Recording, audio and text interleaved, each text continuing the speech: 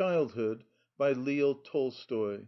Translated by Charles James Hogarth, 1869–1945.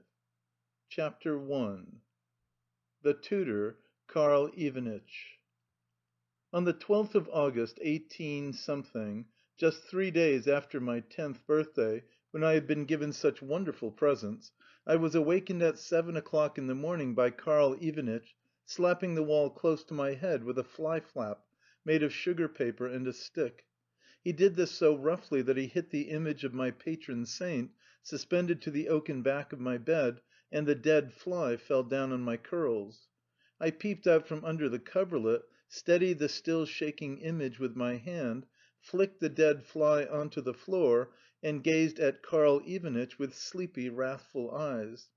He, in a parti-coloured wadded dressing-gown, fastened about the waist with a wide belt of the same material, a red knitted cap adorned with a tassel, and soft slippers of goatskin, went on walking round the walls and taking aim at and slapping flies. Suppose, I thought to myself, that I am only a small boy, yet why should he disturb me? Why does he not go killing flies around Volodya's bed? No, Volodya is older than I, and I am the youngest of the family, so he torments me. That is what he thinks of all day long, how to tease me. He knows very well that he has woken me up and frightened me, but he pretends not to notice it. Disgusting brute! And his dressing-gown and cap and tassel too, they are all of them disgusting. While I was thus inwardly venting my wrath upon Karl Ivanitch, he had passed to his own bedstead, looked at his watch, which hung suspended in a little shoe sewn with bugles, and deposited the fly-flap on a nail. Then, evidently in the most cheerful mood possible, he turned round to us. "Get up, children! It is quite time, and your mother is already in the drawing-room," he exclaimed in his strong German accent. Then he crossed over to me, sat down at my feet, and took his snuff-box out of his pocket. I pretended to be asleep. Karl Ivanitch sneezed, wiped his nose, flicked his fingers, and began amusing himself by teasing me and tickling my toes as he said with a smile, "Well, well, little lazy one." For all my dread of being tickled, I determined not to get out of bed or to answer him, but hid my head deeper in the pillow, kicked out with all my strength, and strained every nerve to keep from laughing. "How kind he is and how fond of us," I thought to myself. "Yet to think that I could be hating him so just now!" I felt angry, both with myself and with Karl Ivanitch. I wanted to laugh and to cry at the same time, for my nerves were all on edge. "Leave me alone, Karl!" I exclaimed at length, with tears in my eyes, as I raised my head from beneath the bedclothes. Karl Ivanitch was taken aback. He left off tickling my feet and asked me kindly what the matter was. Had I had a disagreeable dream? His good German face and the sympathy with which he sought to know the cause of my tears made them flow the faster. I felt conscience-stricken and could not understand how, only a minute ago, I had been hating Karl, and thinking his dressing-gown and cap and tassel disgusting. On the contrary, they looked eminently lovable now. Even the tassel seemed another token of his goodness. I replied that I was crying because I had had a bad dream and had seen Mamma dead and being buried. Of course it was a mere invention, since I did not remember having dreamt anything at all that night, but the truth was that Karl's sympathy as he tried to comfort and reassure me had gradually made me believe that I had dreamt such a horrible dream, and so weep the more, though from a different cause to the one he imagined. When Karl Ivanitch had left me, I sat up in bed and proceeded to draw my stockings over my little feet. The tears had quite dried now, yet the mournful thought of the invented dream was still haunting me a little. Presently Uncle this term is often applied by children to old servants in Russia Nicola came in, a neat little man who was always grave, methodical, and respectful, as well as a great friend of Karl's. He brought with him our clothes and boots, at least boots for Volodya, and for myself the old detestable beribboned shoes. In his presence I felt ashamed to cry, and moreover the morning sun was shining so gaily through the window, and Volodya, standing at the washstand as he mimicked Maria Ivanovna, my sister's governess, was laughing so loud and so long that even the serious Nicola, a towel over his shoulder, the soap in one hand, and the basin in the other, could not help smiling as he said, "Will you please let me wash you, Vladimir Petrovitch?" I had cheered up completely. "Are you nearly ready?" came Karl's voice from the schoolroom. The tone of that voice sounded stern now, and had nothing in it of the kindness which had just touched me so much. In fact, in the schoolroom Karl was altogether a different man from what he was at other times. There he was the tutor.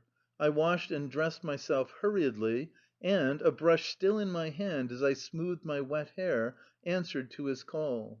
Karl, with spectacles on nose and a book in his hand, was sitting as usual between the door and one of the windows. To the left of the door were two shelves, one of them the children's, that is to say, ours, and the other one Karl's own. Upon ours were heaped all sorts of books, lesson books and play books, some standing up and some lying down.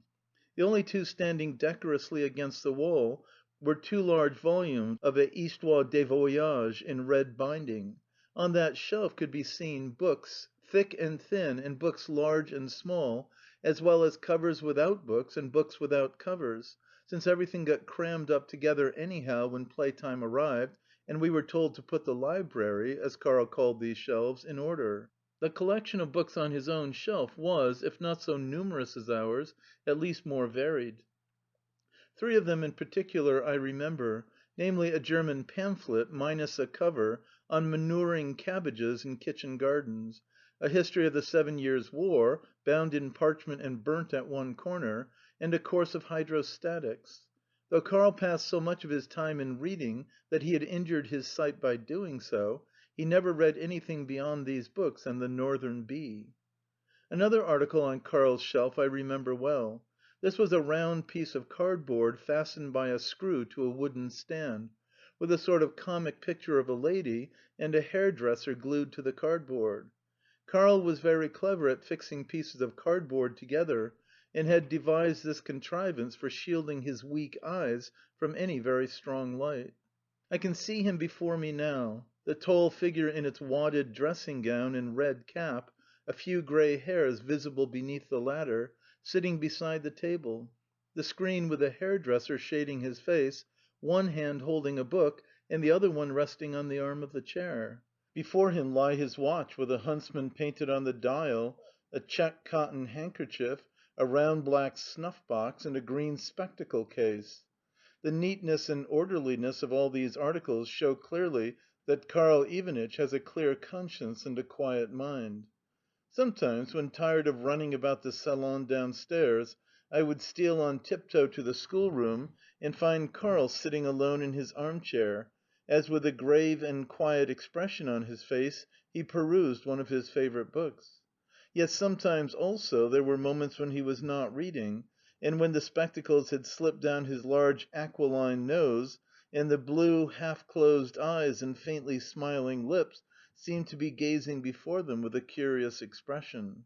All would be quiet in the room, not a sound being audible save his regular breathing and the ticking of the watch with the hunter painted on the dial.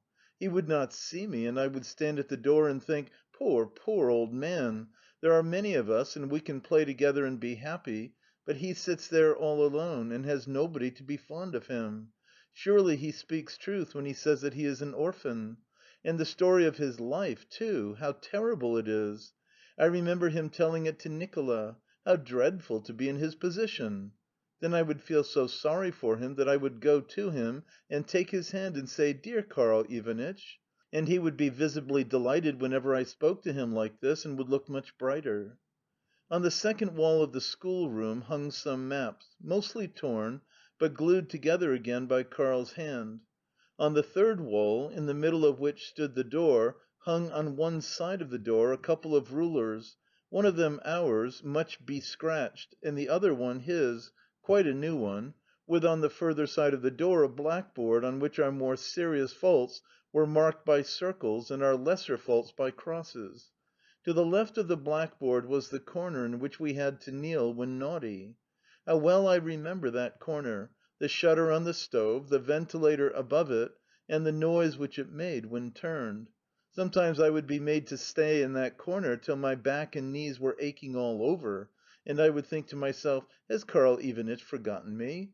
He goes on sitting quietly in his armchair and reading his hydrostatics, while I... Then, to remind him of my presence, I would begin gently turning the ventilator round, or scratching some plaster off the wall, but if by chance an extra large piece fell upon the floor, the fright of it was worse than any punishment. I would glance round at Karl, but he would still be sitting there quietly, book in hand, and pretending that he had noticed nothing. In the middle of the room stood a table, covered with a torn black oilcloth, so much cut about with penknives that the edge of the table showed through. Round the table stood unpainted chairs, which, through use, had attained a high degree of polish. The fourth and last wall contained 3 windows, from the first of which the view was as follows. Immediately beneath it there ran a high road on which every irregularity, every pebble, every rut was known and dear to me. Beside the road stretched a row of lime trees, through which glimpses could be caught of a wattled fence, with a meadow with farm buildings on one side of it and a wood on the other, the whole bounded by the keeper's hut at the further end of the meadow. The next window to the right overlooked the part of the terrace where the grown-ups of the family used to sit before luncheon. Sometimes, when Karl was correcting our exercises, I would look out of that window and see Mamma's dark hair and the backs of some persons with her, and hear the murmur of their talking and laughter. Then I would feel vexed that I could not be there too, and think to myself, "When am I going to be grown up, and to have no more lessons, but sit with the people whom I love, instead of with these horrid dialogues in my hand?" Then my anger would change to sadness, and I would fall into such a reverie that I never heard Karl when he scolded me for my mistakes. At last, on the morning of which I am speaking, Karl Ivanitch took off his dressing gown, put on his blue frock coat with its creased and crumpled shoulders, adjusted his tie before the looking glass, and took us down to greet Mamma. CHAPTER II. Mamma. Mamma was sitting in the drawing room and making tea. In one hand she was holding the teapot, while with the other she was drawing water from the urn and letting it drip into the tray. Yet though she appeared to be noticing what she was doing, in reality she noted neither this fact nor our entry. However vivid be one's recollection of the past, any attempt to recall the features of a beloved being shows them to one's vision as through a mist of tears, dim and blurred. Those tears are the tears of the imagination. When I try to recall Mamma as she was then, I see, true, her brown eyes, expressive always of love and kindness, the small mole on her neck below where the small hairs grow, her white embroidered collar, and the delicate fresh hand which so often caressed me, and which I so often kissed. But her general appearance escapes me altogether. To the left of the sofa stood an English piano, at which my dark-haired sister Lubotshka was sitting and playing with manifest effort, for her hands were rosy from a recent washing in cold water, Clementi's Etudes. Then, 11 years old, she was dressed in a short cotton frock and white lace-frilled trousers, and could take her octaves only in arpeggio. Beside her was sitting Maria Ivanovna, in a cap adorned with pink ribbons and a blue shawl. Her face was red and cross, and it assumed an expression even more severe when Karl Ivanitch entered the room. Looking angrily at him without answering his bow, she went on beating time with her foot and counting 1, 2, 3, 1, 2, 3, more loudly and commandingly than ever. Karl Ivanitch paid no attention to this rudeness, but went, as usual, with German politeness, to kiss Mamma's hand. She drew herself up, shook her head as though by the movement to chase away sad thoughts from her, and gave Karl her hand, kissing him on his wrinkled temple as he bent his head in salutation. "I thank you, dear Karl Ivanitch," she said in German, and then, still using the same language, asked him how we, the children, had slept. Karl Ivanitch was deaf in one ear, and the added noise of the piano now prevented him from hearing anything at all. He moved nearer to the sofa, and leaning one hand upon the table and lifting his cap above his head, said with a smile which in those days always seemed to me the perfection of politeness, "You will excuse me, will you not, Natalia Nicolaevna?" The reason for this was that, to avoid catching cold, Karl never took off his red cap, but invariably asked permission, on entering the drawing room, to retain it on his head. "Yes, pray replace it, Karl Ivanitch," said Mamma, bending towards him and raising her voice. "But I asked you whether the children had slept well." Still he did not hear, but covering his bald head again with the red cap, went on smiling more than ever. "Stop a moment, Mimi," said Mamma, now smiling also, to Maria Ivanovna. "It is impossible to hear anything." How beautiful Mamma's face was when she smiled! It made her so infinitely more charming, and everything around her seemed to grow brighter. If in the more painful moments of my life I could have seen that smile before my eyes, I should never have known what grief is. In my opinion, it is in the smile of a face that the essence of what we call beauty lies. If the smile heightens the charm of the face, then the face is a beautiful one. If the smile does not alter the face, then the face is an ordinary one. But if the smile spoils the face, then the face is an ugly one indeed. Mamma took my head between her hands, bent it gently backwards, looked at me gravely, and said, "You have been crying this morning." I did not answer. She kissed my eyes and said in German, "Why did you cry?" When talking to us with particular intimacy, she always used this language, which she knew to perfection. "I cried about a dream, Mamma," I replied, remembering the invented vision and trembling involuntarily at the recollection. Karl Ivanitch confirmed my words, but said nothing as to the subject of the dream. Then, after a little conversation on the weather, in which Mimi also took part, Mamma laid some lumps of sugar on the tray for one or two of the more privileged servants, and crossed over to her embroidery frame, which stood near one of the windows. "Go to Papa now, children," she said, "and ask him to come to me before he goes to the home farm." Then the music, the counting, and the wrathful looks from Mimi began again, and we went off to see Papa. Passing through the room which had been known ever since Grandpapa's time as the pantry, we entered the study. CHAPTER III. Papa. He was standing near his writing table, and pointing angrily to some envelopes, papers, and little piles of coin upon it, as he addressed some observations to the bailiff, Jakoff Michaelovitch, who was standing in his usual place, that is to say, between the door and the barometer, and rapidly closing and unclosing the fingers of the hand which he held behind his back. The more angry Papa grew, the more rapidly did those fingers twirl, and when Papa ceased speaking, they came to rest also.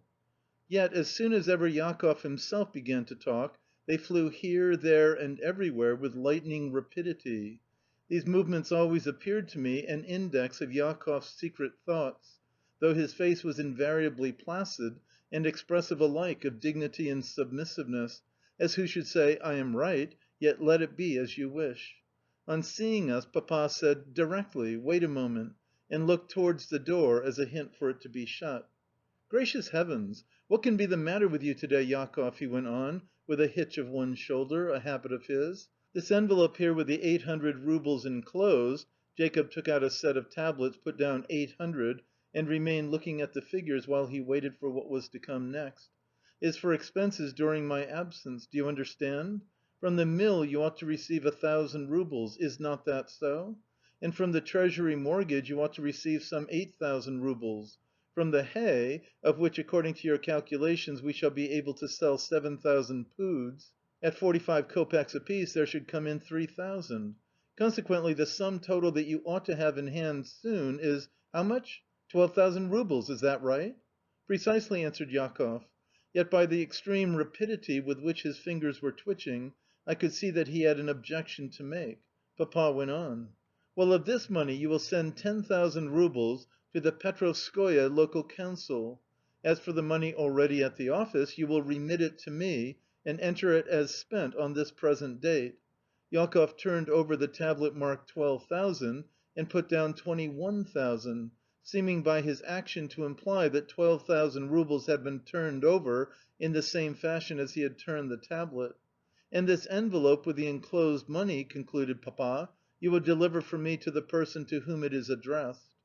I was standing close to the table and could see the address. It was "To Karl Ivanitch Mayer."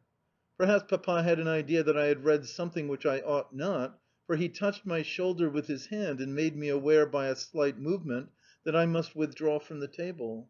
Not sure whether the movement was meant for a caress or a command, I kissed the large sinewy hand which rested upon my shoulder. "Very well," said Jakoff. "And what are your orders about the accounts for the money from Chabarovska?" Chabarovska was Mamma's village. "Only that they are to remain in my office, and not to be taken thence without my express instructions." For a minute or two Jakoff was silent. Then his fingers began to twitch with extraordinary rapidity, and, changing the expression of deferential vacancy with which he had listened to his orders for one of shrewd intelligence, he turned his tablets back and spoke. "Will you allow me to inform you, Peter Alexandritch," he said, with frequent pauses between his words, "that, however much you wish it, it is out of the question to repay the local council now. You enumerated some items, I think, as to what ought to come in from the mortgage, the mill, and the hay." He jotted down each of these items on his tablets again as he spoke. "Yet I fear that we must have made a mistake somewhere in the accounts." Here he paused a while and looked gravely at Papa. "How so?" "Well, will you be good enough to look for yourself? There is the account for the mill. The miller has been to me twice to ask for time, and I am afraid that he has no money whatever in hand. He is here now. Would you like to speak to him?" "No. Tell me what he says," replied Papa, showing by a movement of his head that he had no desire to have speech with the miller. "Well, it is easy enough to guess what he says. He declares that there is no grinding to be got now, and that his last remaining money has gone to pay for the dam. What good would it do for us to turn him out? As to what you were pleased to say about the mortgage, you yourself are aware that your money there is locked up and cannot be recovered at a moment's notice. I was sending a load of flour to Ivan Afanovitch to day, and sent him a letter as well, to which he replies that he would have been glad to oblige you, Peter Alexandritch, were it not that the matter is out of his hands now, and that all the circumstances show that it would take you at least 2 months to withdraw the money. From the hay I understood you to estimate a return of 3,000 roubles?" Here Jakoff jotted down 3,000 on his tablets, and then looked for a moment from the figures to Papa with a peculiar expression on his face. "Well, surely you see for yourself how little that is. And even then we should lose if we were to sell the stuff now. For you must know that..." It was clear that he would have had many other arguments to adduce had not Papa interrupted him. "I cannot make any change in my arrangements," said Papa. "Yet if there should really have to be any delay in the recovery of these sums, we could borrow what we wanted from the Chabarovska funds." "Very well, sir." The expression of Jakoff's face and the way in which he twitched his fingers showed that this order had given him great satisfaction. He was a serf, and a most zealous, devoted one, but, like all good bailiffs, exacting and parsimonious to a degree in the interests of his master. Moreover, he had some queer notions of his own. He was forever endeavouring to increase his master's property at the expense of his mistress's, and to prove that it would be impossible to avoid using the rents from her estates for the benefit of Petrovskoe, my father's village and the place where we lived. This point he had now gained, and was delighted in consequence. Papa then greeted ourselves, and said that if we stayed much longer in the country we should become lazy boys; that we were growing quite big now, and must set about doing lessons in earnest. "I suppose you know that I am starting for Moscow to night," he went on, "and that I am going to take you with me. You will live with Grandmamma, but Mamma and the girls will remain here. You know, too, I am sure, that Mamma's one consolation will be to hear that you are doing your lessons well and pleasing every one around you."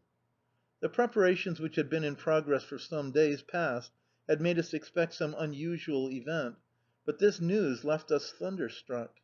Woloda turned red, and with a shaking voice delivered Mamma's message to Papa. "So this was what my dream foreboded," I thought to myself. "God send that there come nothing worse!" I felt terribly sorry to have to leave Mamma, but at the same rejoiced to think that I should soon be grown up. If we are going to day, we shall probably have no lessons to do, and that will be splendid. However, I am sorry for Karl Ivanitch, for he will certainly be dismissed now.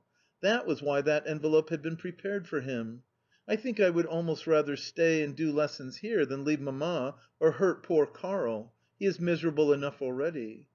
As these thoughts crossed my mind, I stood looking sadly at the black ribbons on my shoes. After a few words to Karl Ivanitch about the depression of the barometer and an injunction to Yakov not to feed the hounds, since a farewell meet was to be held after luncheon, Papa disappointed my hopes by sending us off to lessons, though he also consoled us by promising to take us out hunting later. On my way upstairs I made a digression to the terrace. Near the door leading on to it, Papa's favourite hound Milka was lying in the sun and blinking her eyes. "Miloshka," I cried as I caressed her and kissed her nose, "we are going away to day. Good bye. Perhaps we shall never see each other again." I was crying and laughing at the same time. CHAPTER IV. Lessons. Karl Ivanitch was in a bad temper. This was clear from his contracted brows, and from the way in which he flung his frock coat into a drawer, angrily donned his old dressing gown again, and made deep dints with his nails to mark the place in the book of dialogues to which we were to learn by heart. Woloda began working diligently, but I was too distracted to do anything at all. For a long while I stared vacantly at the book, but tears at the thought of the impending separation kept rushing to my eyes and preventing me from reading a single word. When at length the time came to repeat the dialogues to Karl, who listened to us with blinking eyes a very bad sign I had no sooner reached the place where someone asks, "Wo kommen Sie her?" (Where do you come from?) and someone else answers him, "Ich komme vom Kaffeehaus." (I come from the coffee house), than I burst into tears, and for sobbing could not pronounce, "Haben Sie die Zeitung nicht gelesen?" (Have you not read the newspaper?) at all.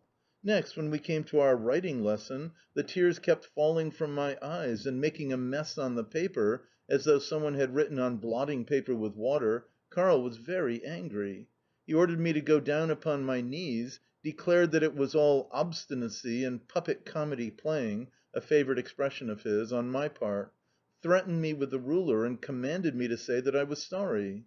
Yet for sobbing and crying I could not get a word out. At last, conscious perhaps that he was unjust, he departed to Nicolo's pantry and slammed the door behind him. Nevertheless their conversation there carried to the schoolroom. "Have you heard that the children are going to Moscow, Nicola?" said Karl. "Yes. How could I help hearing it?" At this point Nicola seemed to get up, for Karl said, "Sit down, Nicola," and then locked the door. However, I came out of my corner and crept to the door to listen. "However much you may do for people, and however fond of them you may be, never expect any gratitude, Nicola," said Karl warmly. Nicola, who was shoe cobbling by the window, nodded his head in assent. 12 years have I lived in this house," went on Karl, lifting his eyes and his snuff box towards the ceiling, "and before God I can say that I have loved them and worked for them even more than if they had been my own children. You recollect, Nicola, when Woloda had the fever? You recollect how, for 9 days and nights, I never closed my eyes as I sat beside his bed? Yes, at that time I was the dear, good Karl Ivanitch. I was wanted then. But now," and he smiled ironically, "the children are growing up and must go to study in earnest. Perhaps they never learnt anything with me, Nicola, eh?" "I am sure they did," replied Nicola, laying his awl down and straightening a piece of thread with his hands. "No, I am wanted no longer, and am to be turned out. What good are promises and gratitude? Natalia Nicolaevna" here he laid his hand upon his heart "I love and revere, but what can she do here? Her will is powerless in this house." He flung a strip of leather on the floor with an angry gesture. "Yet I know who has been playing tricks here, and why I am no longer wanted. It is because I do not flatter and toady as certain people do. I am in the habit of speaking the truth in all places and to all persons," he continued proudly. "God be with these children, for my leaving them will benefit them little, whereas I well, by God's help, I may be able to earn a crust of bread somewhere. Nicola, eh?" Nicola raised his head and looked at Karl as though to consider whether he would indeed be able to earn a crust of bread, but he said nothing. Karl said a great deal more of the same kind, in particular how much better his services had been appreciated at a certain general's where he had formerly lived. I regretted to hear that. Likewise he spoke of Saxony, his parents, his friend the tailor, Schönheit (beauty), and so on. I sympathized with his distress, and felt dreadfully sorry that he and Papa, both of whom I loved about equally, had had a difference. Then I returned to my corner, crouched down upon my heels, and fell to thinking how a reconciliation between them might be effected. Returning to the study, Karl ordered me to get up and prepare to write from dictation. When I was ready, he sat down with a dignified air in his armchair, and in a voice which seemed to come from a profound abyss began to dictate: "Von allen Leidenschaften die grausamste ist." "Have you written that?" He paused, took a pinch of snuff, and began again: "Die grausamste ist die Undankbarkeit." The most cruel of all passions is ingratitude. A capital U, mind. The last word written, I looked at him, for him to go on.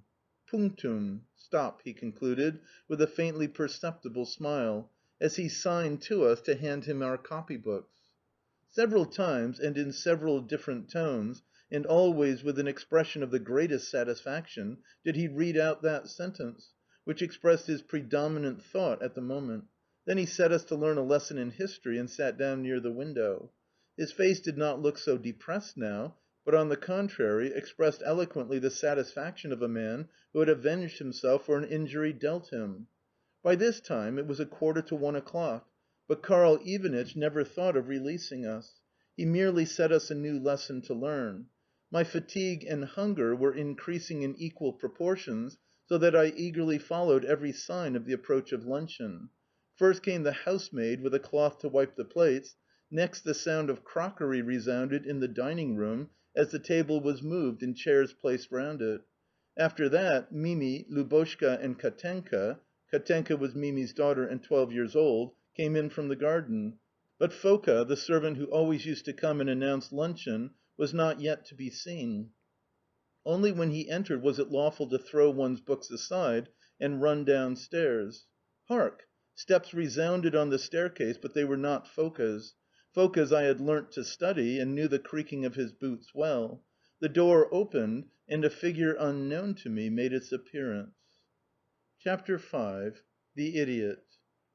The man who now entered the room was about 50 years old, with a pale, attenuated face pitted with smallpox, long grey hair, and a scanty beard of a reddish hue.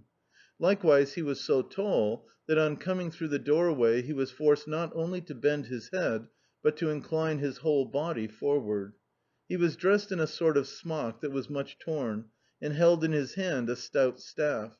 As he entered he smote this staff upon the floor, and, contracting his brows and opening his mouth to its fullest extent, laughed in a dreadful, unnatural way. He had lost the sight of one eye, and its colourless pupil kept rolling about and imparting to his hideous face an even more repellent expression than it otherwise bore. "Hullo, you are caught!" he exclaimed as he ran to Woloda with little short steps, and, seizing him round the head, looked at it searchingly. Next he left him, went to the table, and, with a perfectly serious expression on his face, began to blow under the oilcloth and to make the sign of the cross over it. "Oh, what a pity! Oh, how it hurts! They are angry! They fly from me!" he exclaimed in a tearful, choking voice as he glared at Woloda and wiped away the streaming tears with his sleeve. His voice was harsh and rough, all his movements hysterical and spasmodic, and his words devoid of sense or connection, for he used no conjunctions. Yet the tone of that voice was so heart-rending, and his yellow, deformed face at times so sincere and pitiful in its expression, that as one listened to him it was impossible to repress a mingled sensation of pity, grief, and fear. This was the idiot Grisha. Whence he had come, or who were his parents, or what had induced him to choose the strange life which he led, no one ever knew. All that I myself knew was that from his 15th year upwards he had been known as an imbecile who went barefooted both in winter and summer, visited convents, gave little images to any one who cared to take them, and spoke meaningless words which some people took for prophecies, that nobody remembered him as being different, that at rare intervals he used to call at Grandmamma's house, and that by some people he was said to be the outcast son of rich parents and a pure, saintly soul, while others averred that he was a mere peasant and an idler. At last the punctual and wished for Foka arrived, and we went downstairs. Grisha followed us sobbing and continuing to talk nonsense, and knocking his staff on each step of the staircase. When we entered the drawing room, we found Papa and Mamma walking up and down there, with their hands clasped in each other's and talking in low tones. Maria Ivanovna was sitting bolt upright in an armchair placed at tight angles to the sofa, and giving some sort of a lesson to the two girls sitting beside her. When Karl Ivanitch entered the room, she looked at him for a moment, and then turned her eyes away with an expression which seemed to say, "You are beneath my notice, Karl Ivanitch." It was easy to see from the girls' eyes that they had important news to communicate to us as soon as an opportunity occurred, for to leave their seats and approach us first was contrary to Mimi's rules. It was for us to go to her and say, "Bonjour, Mimi," and then make her a low bow, after which we should possibly be permitted to enter into conversation with the girls. What an intolerable creature that Mimi was! One could hardly say a word in her presence without being found fault with. Also, whenever we wanted to speak in Russian, she would say, "Parlez donc français," as though on purpose to annoy us, while, if there was any particularly nice dish at luncheon which we wished to enjoy in peace, she would keep on ejaculating, "Mangez donc avec du pain," or "Comment est-ce que vous tenez votre fourchette?" What has she to do with us, I used to think to myself. Let her teach the girls. We have our Karl Ivanitch. I shared to the full his dislike of certain people. "Ask Mamma to let us go hunting too," Katenka whispered to me, as she caught me by the sleeve just when the elders of the family were making a move towards the dining room. "Very well, I will try." Grisha likewise took a seat in the dining room, but at a little table apart from the rest. He never lifted his eyes from his plate, but kept on sighing and making horrible grimaces as he muttered to himself, "What a pity! It has flown away! The dove is flying to heaven! The stone lies on the tomb!" and so forth. Ever since the morning Mamma had been absent minded, and Grisha's presence, words, and actions seemed to make her more so. "By the way, there is something I forgot to ask you," she said, as she handed Papa a plate of soup. "What is it?" "That you will have those dreadful dogs of yours tied up. They nearly worried poor Grisha to death when he entered the courtyard, and I am sure they will bite the children some day." No sooner did Grisha hear himself mentioned than he turned towards our table and showed us his torn clothes. Then, as he went on with his meal, he said, "He would have let them tear me in pieces, but God would not allow it. What a sin to let the dogs loose, a great sin! But do not beat him, master, do not beat him. It is for God to forgive. It is past now." "What does he say?" said Papa, looking at him gravely and sternly. "I cannot understand him at all." "I think he is saying," replied Mamma, "that one of the huntsmen set the dogs on him, but that God would not allow him to be torn in pieces. Therefore he begs you not to punish the man." "Oh, is that it?" said Papa. "How does he know that I intended to punish the huntsman? You know, I am not very fond of fellows like this," he added in French, "and this one offends me particularly. Should it ever happen that..." "Oh, don't say so!" interrupted Mamma, as if frightened by some thought. "How can you know what he is?" "I think I have plenty of opportunities for doing so, since no lack of them come to see you all of them the same sort, and probably all with the same story." I could see that Mamma's opinion differed from his, but that she did not mean to quarrel about it. "Please hand me the cakes," she said to him. "Are they good to day or not?" "Yes, I am angry," he went on, as he took the cakes and put them where Mamma could not reach them. "Very angry at seeing supposedly reasonable and educated people let themselves be deceived." And he struck the table with his fork. "I asked you to hand me the cakes," she repeated with outstretched hand. "And it is a good thing," Papa continued as he put the hand aside, "that the police run such vagabonds in. All they are good for is to play upon the nerves of certain people who are not already overstrung in that respect," and he smiled, observing that Mamma did not like the conversation at all. However, he handed her the cakes. "All that I have to say," she replied, "is that one can hardly believe that a man who, though 60 years of age, goes barefooted, winter and summer, and always wears chains of 2 pounds weight, and never accepts the offers made to him to live a quiet, comfortable life it is difficult to believe that such a man should act thus out of laziness." Pausing a moment, she added with a sigh, "As to predictions, je suis payé pour y croire, I told you, I think, that Grisha prophesied the very day and hour of poor Papa's death." "Oh, what have you gone and done?" said Papa, laughing and putting his hand to his cheek.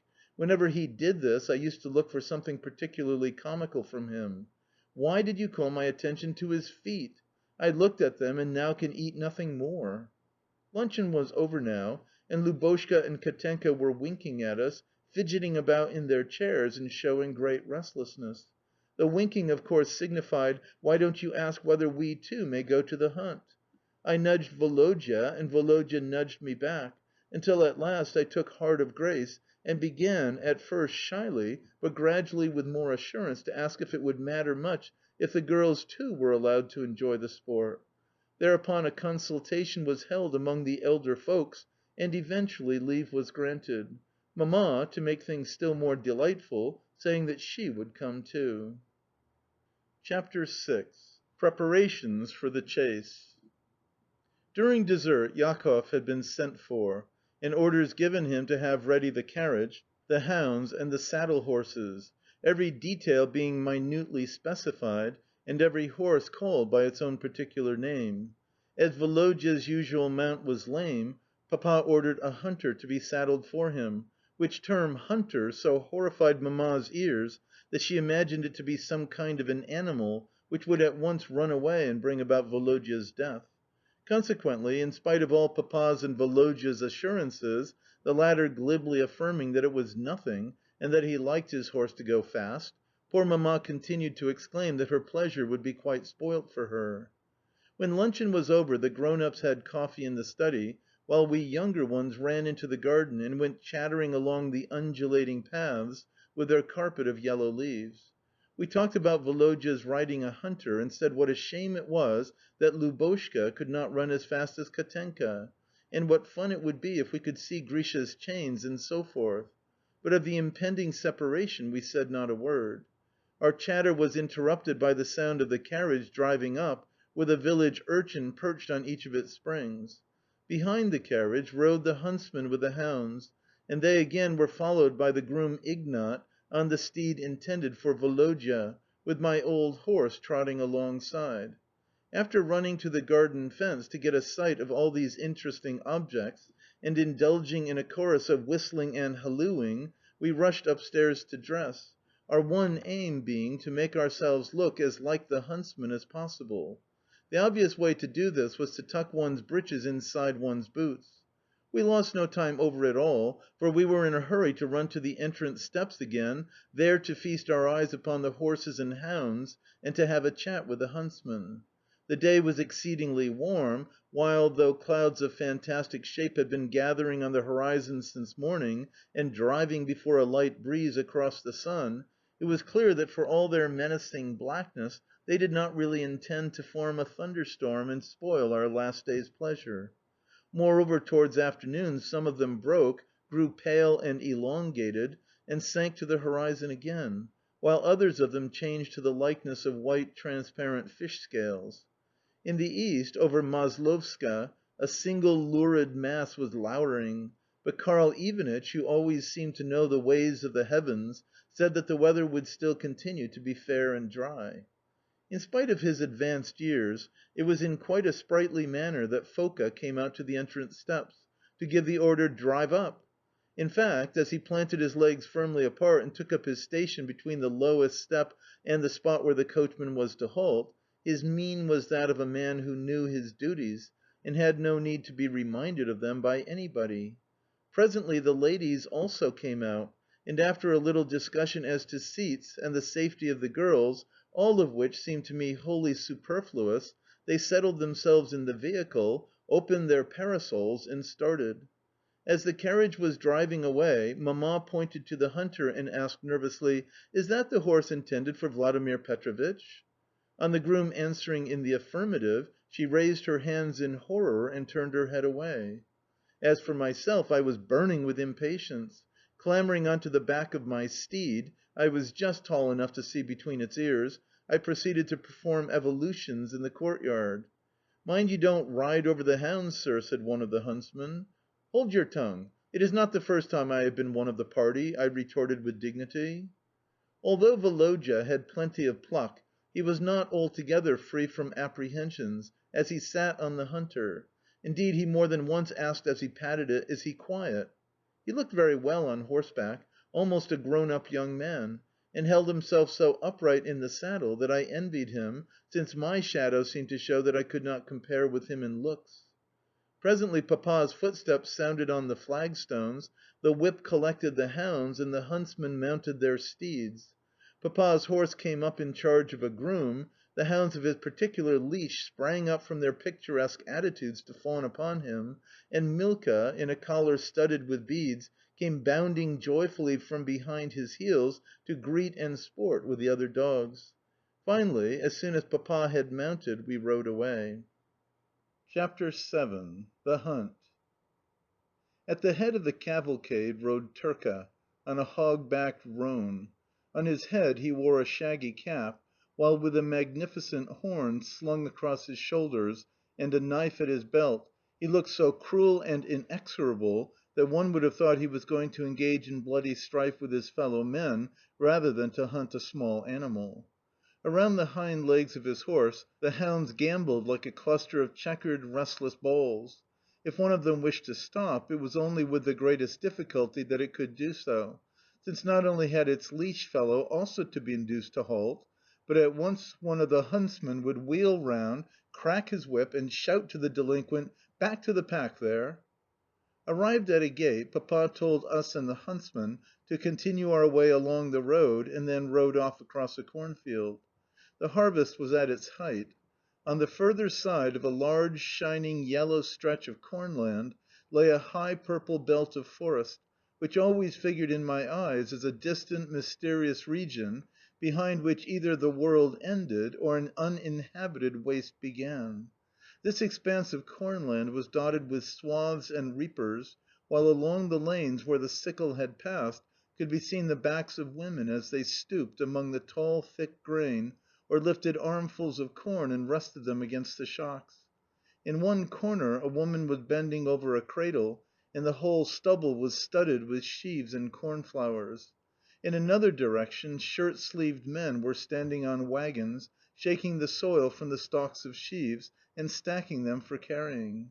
As soon as the foreman, dressed in a blouse and high boots, and carrying a tally stick, caught sight of Papa, he hastened to take off his lamb's wool cap, and wiping his red head, told the women to get up. Papa's chestnut horse went trotting along with a prancing gait, as it tossed its head and swished its tail to and fro to drive away the gadflies and countless other insects which tormented its flanks, while his two greyhounds, their tails curved like sickles, went springing gracefully over the stubble. Milka was always first, but every now and then she would halt with a shake of her head to await the whipper in. The chatter of the peasants, the rumbling of horses and waggons, the joyous cries of quails, the hum of insects as they hung suspended in the motionless air, the smell of the soil and grain and steam from our horses, the thousand different lights and shadows which the burning sun cast upon the yellowish white cornland, the purple forest in the distance, the white gossamer threads which were floating in the air or resting on the soil, all these things I observed and heard and felt to the core. Arrived at the Kalinovo wood, we found the carriage awaiting us there, with, beside it, a one-horse waggonette driven by the butler. A waggonette in which were a tea urn, some apparatus for making ices, and many other attractive boxes and bundles all packed in straw. There was no mistaking these signs, for they meant that we were going to have tea, fruit, and ices in the open air. This afforded us intense delight, since to drink tea in a wood and on the grass and where none else had ever drunk tea before seemed to us a treat beyond expressing. When Turka arrived at the little clearing where the carriage was halted, he took Papa's detailed instructions as to how we were to divide ourselves and where each of us was to go, though, as a matter of fact, he never acted according to such instructions, but always followed his own devices. Then he unleashed the hounds, fastened the leashes to his saddle, whistled to the pack, and disappeared among the young birch trees, the liberated hounds jumping about him in high delight, wagging their tails and sniffing and gambolling with one another as they dispersed themselves in different directions. "Has any one a pocket handkerchief to spare?" asked Papa. I took mine from my pocket and offered it to him. "Very well. Fasten it to this greyhound here." "Gizana?" I asked, with the air of a connoisseur. "Yes. Then run him along the road with you. When you come to a little clearing in the wood, stop and look about you, and don't come back to me without a hare."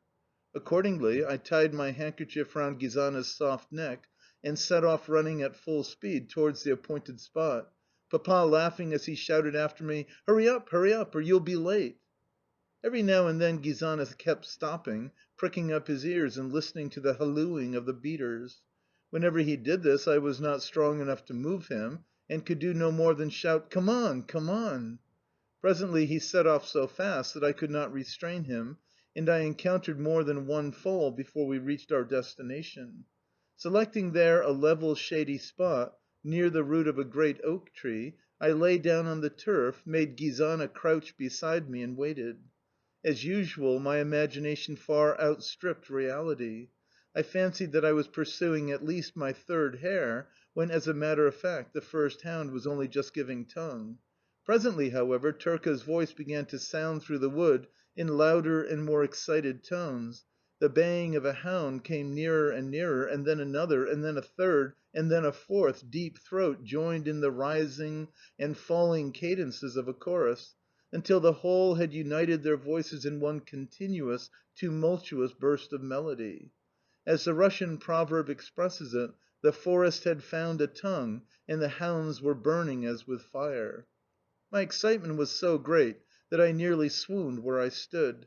My lips parted themselves as though smiling, the perspiration poured from me in streams, and in spite of the tickling sensation caused by the drops as they trickled over my chin, I never thought of wiping them away. I felt that a crisis was approaching, yet the tension was too unnatural to last. Soon the hounds came tearing along the edge of the wood, and then, behold, they were racing away from me again, and of hares there was not a sign to be seen. I looked in every direction, and Gizana did the same, pulling at his leash at first and whining. Then he lay down again by my side, rested his muzzle on my knees, and resigned himself to disappointment. Among the naked roots of the oak tree under which I was sitting, I could see countless ants swarming over the parched grey earth and winding among the acorns, withered oak leaves, dry twigs, russet moss, and slender, scanty blades of grass. In serried files they kept pressing forward on the level track they had made for themselves, some carrying burdens, some not. I took a piece of twig and barred their way. Instantly it was curious to see how they made light of the obstacle.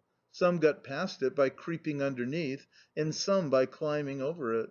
A few, however, there were, especially those weighted with loads, who were nonplussed what to do. They either halted and searched for a way round, or returned whence they had come, or climbed the adjacent herbage with the evident intention of reaching my hand and going up the sleeve of my jacket.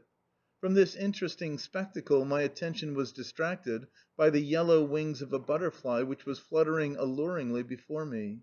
Yet I had scarcely noticed it before it flew away to a little distance and, circling over some half faded blossoms of white clover, settled on one of them.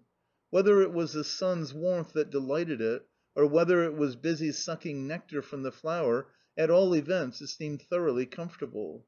It scarcely moved its wings at all, and pressed itself down into the clover until I could hardly see its body. I sat with my chin on my hands and watched it with intense interest.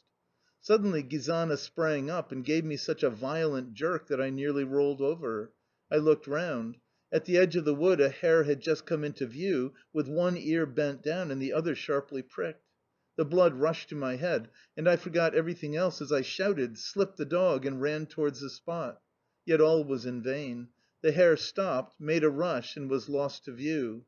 How confused I felt when, at that moment, Turka stepped from the undergrowth. He had been following the hounds as they ran along the edges of the wood.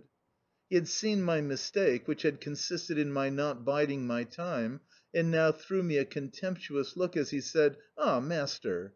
And you should have heard the tone in which he said it. It would have been a relief to me if he had then and there suspended me to his saddle instead of the hare. For a while I could only stand miserably where I was without attempting to recall the dog, and ejaculate as I slapped my knees, "Good heavens, what a fool I was!" I could hear the hounds retreating into the distance, and baying along the further side of the wood as they pursued the hare, while Turka rallied them with blasts on his gorgeous horn, yet I did not stir. CHAPTER VIII. We Play Games. The hunt was over, a cloth had been spread in the shade of some young birch trees, and the whole party was disposed around it. The butler, Gabriel, had stamped down the surrounding grass, wiped the plates in readiness, and unpacked from a basket a quantity of plums and peaches wrapped in leaves. Through the green branches of the young birch trees the sun glittered, and threw little glancing balls of light upon the pattern of my napkin, my legs, and the bald, moist head of Gabriel. A soft breeze played in the leaves of the trees above us, and, breathing softly upon my hair and heated face, refreshed me beyond measure. When we had finished the fruit and ices, nothing remained to be done around the empty cloth, so, despite the oblique, scorching rays of the sun, we rose and proceeded to play. "Well, what shall it be?" said Lubotshka, blinking in the sunlight and skipping about the grass. "Suppose we play Robinson?" "No, that's a tiresome game," objected Woloda, stretching himself lazily on the turf and gnawing some leaves. "Always Robinson! If you want to play at something, play at building a summer house." Woloda was giving himself tremendous airs. Probably he was proud of having ridden the hunter, and so pretended to be very tired. Perhaps, also, he had too much hard-headedness and too little imagination fully to enjoy the game of Robinson. It was a game which consisted of performing various scenes from the Swiss Family Robinson, a book which we had recently been reading. "Well, but be a good boy! Why not try and please us this time?" the girls answered. "You may be Charles or Ernest or the father, whichever you like best," added Katenka, as she tried to raise him from the ground by pulling at his sleeve. "No, I'm not going to. It's a tiresome game," said Woloda again, though smiling as if secretly pleased. "It would be better to sit at home than not to play at anything," murmured Lubotshka, with tears in her eyes. She was a great weeper. "Well, go on then. Only don't cry. I can't stand that sort of thing." Woloda's condescension did not please us much. On the contrary, his lazy, tired expression took away all the fun of the game. When we sat on the ground, and imagined that we were sitting in a boat and either fishing or rowing with all our might, Woloda persisted in sitting with folded hands or in anything but a fisherman's posture. I made a remark about it, but he replied that whether we moved our hands or not, we should neither gain nor lose ground certainly not advance at all and I was forced to agree with him. Again, when I pretended to go out hunting, and, with a stick over my shoulder, set off into the wood, Woloda only lay down on his back with his hands under his head, and said that he supposed it was all the same whether he went or not. Such behaviour and speeches cooled our ardour for the game and were very disagreeable, the more so since it was impossible not to confess to oneself that Woloda was right. I myself knew that it was not only impossible to kill birds with a stick, but to shoot at all with such a weapon. Still, it was the game, and if we were once to begin reasoning thus, it would become equally impossible for us to go for drives on chairs. I think that even Woloda himself cannot at that moment have forgotten how in the long winter evenings we had been used to cover an armchair with a shawl and make a carriage of it, one of us being the coachman, another one the footman, the two girls the passengers, and three other chairs the trio of horses abreast. With what ceremony we used to set out, and with what adventures we used to meet on the way! How gaily and quickly those long winter evenings used to pass! If we were always to judge from reality, games would be nonsense. But if games were nonsense, what else would there be left to do? CHAPTER IX. A First Essay in Love. Pretending to gather some American fruit from a tree, Lubotshka suddenly plucked a leaf upon which was a huge caterpillar, and throwing the insect with horror to the ground, lifted her hands and sprang away as though afraid it would spit at her. The game stopped, and we crowded our heads together as we stooped to look at the curiosity. I peeped over Katenka's shoulder as she was trying to lift the caterpillar by placing another leaf in its way. I had observed before that the girls had a way of shrugging their shoulders whenever they were trying to put a loose garment straight on their bare necks, as well as that Mimi always grew angry on witnessing this manoeuvre and declared it to be a chambermaid's trick. As Katenka bent over the caterpillar she made that very movement. while at the same instant the breeze lifted the fichu on her white neck. Her shoulder was close to my lips. I looked at it and kissed it. She did not turn round, but Woloda remarked without raising his head, "What spooniness!" I felt the tears rising to my eyes and could not take my gaze from Katenka. I had long been used to her fair, fresh face, and had always been fond of her, but now I looked at her more closely and felt more fond of her than I had ever done or felt before. When we returned to the grown ups, Papa informed us, to our great joy, that, at Mamma's entreaties, our departure was to be postponed until the following morning. We rode home beside the carriage, Woloda and I galloping near it and vying with one another in our exhibition of horsemanship and daring. My shadow looked longer now than it had done before, and from that I judged that I had grown into a fine rider. Yet my complacency was soon marred by an unfortunate occurrence. Desiring to outdo Woloda before the audience in the carriage, I dropped a little behind. Then with whip and spur I urged my steed forward, and at the same time assumed a natural, graceful attitude, with the intention of shooting past the carriage on the side on which Katenka was seated. My only doubt was whether to halloo or not as I did so. In the event, my infernal horse stopped so abruptly when just level with the carriage horses that I was pitched forward onto its neck and cut a very sorry figure. CHAPTER X. The sort of man my father was. Papa was a gentleman of the last century, with all the chivalrous character, self-reliance, and gallantry of the youth of that time. Upon the men of the present day he looked with a contempt arising partly from inborn pride, and partly from a secret feeling of vexation that in this age of ours he could no longer enjoy the influence and success which had been his in his youth. His two principal failings were gambling and gallantry, and he had won or lost, in the course of his career, several millions of roubles. Tall and of imposing figure, he walked with a curiously quick, mincing gait, as well as had a habit of hitching one of his shoulders. His eyes were small and perpetually twinkling, his nose large and aquiline, his lips irregular and rather oddly, though pleasantly, compressed, his articulation slightly defective and lisping, and his head quite bald. Such was my father's exterior from the days of my earliest recollection.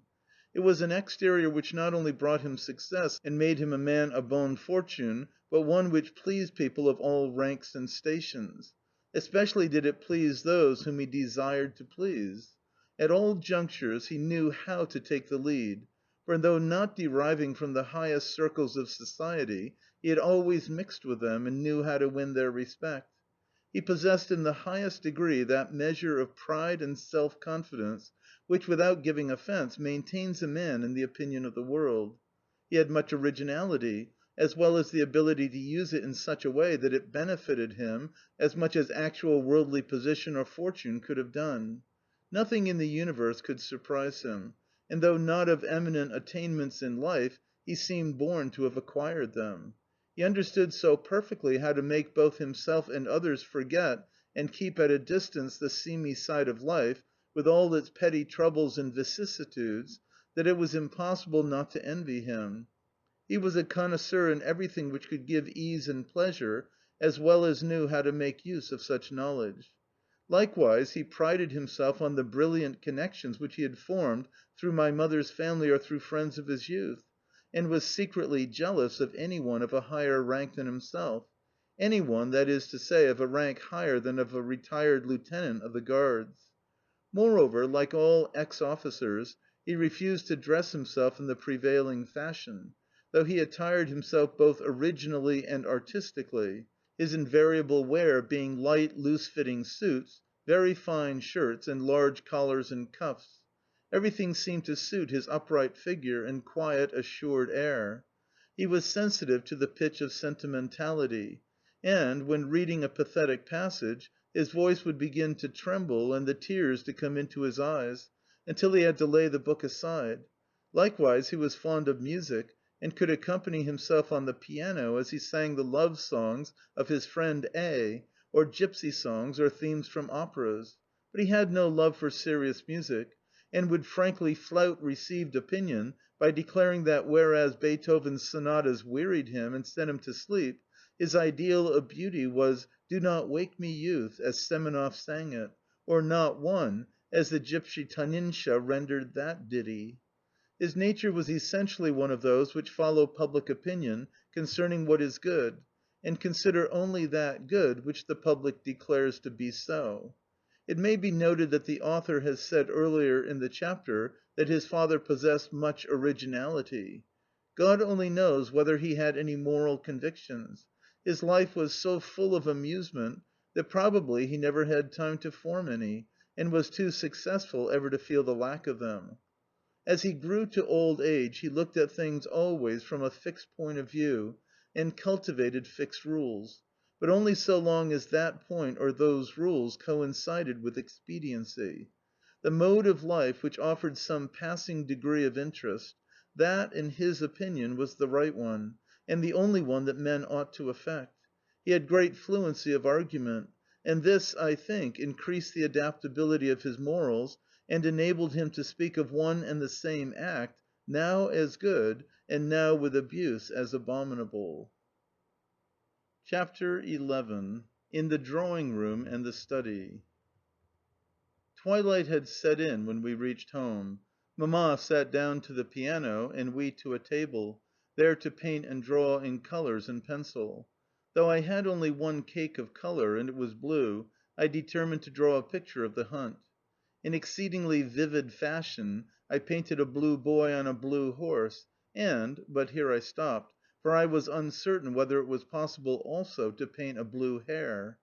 I ran to the study to consult Papa, and as he was busy reading he never lifted his eyes from his book when I asked, "Can there be blue hares?" but at once replied, "There can, my boy, there can."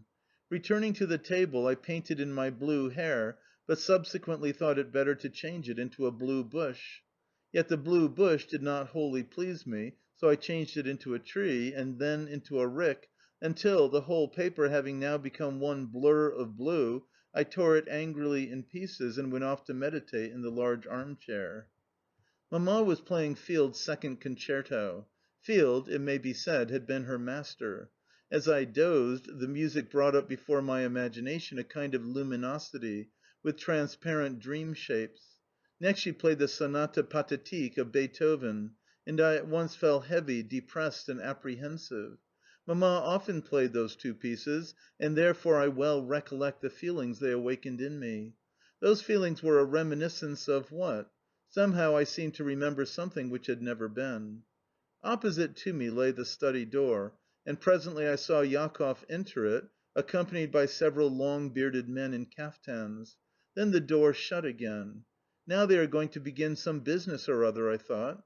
I believed the affairs transacted in that study to be the most important ones on earth. This opinion was confirmed by the fact that people only approached the door of that room on tiptoe and speaking in whispers.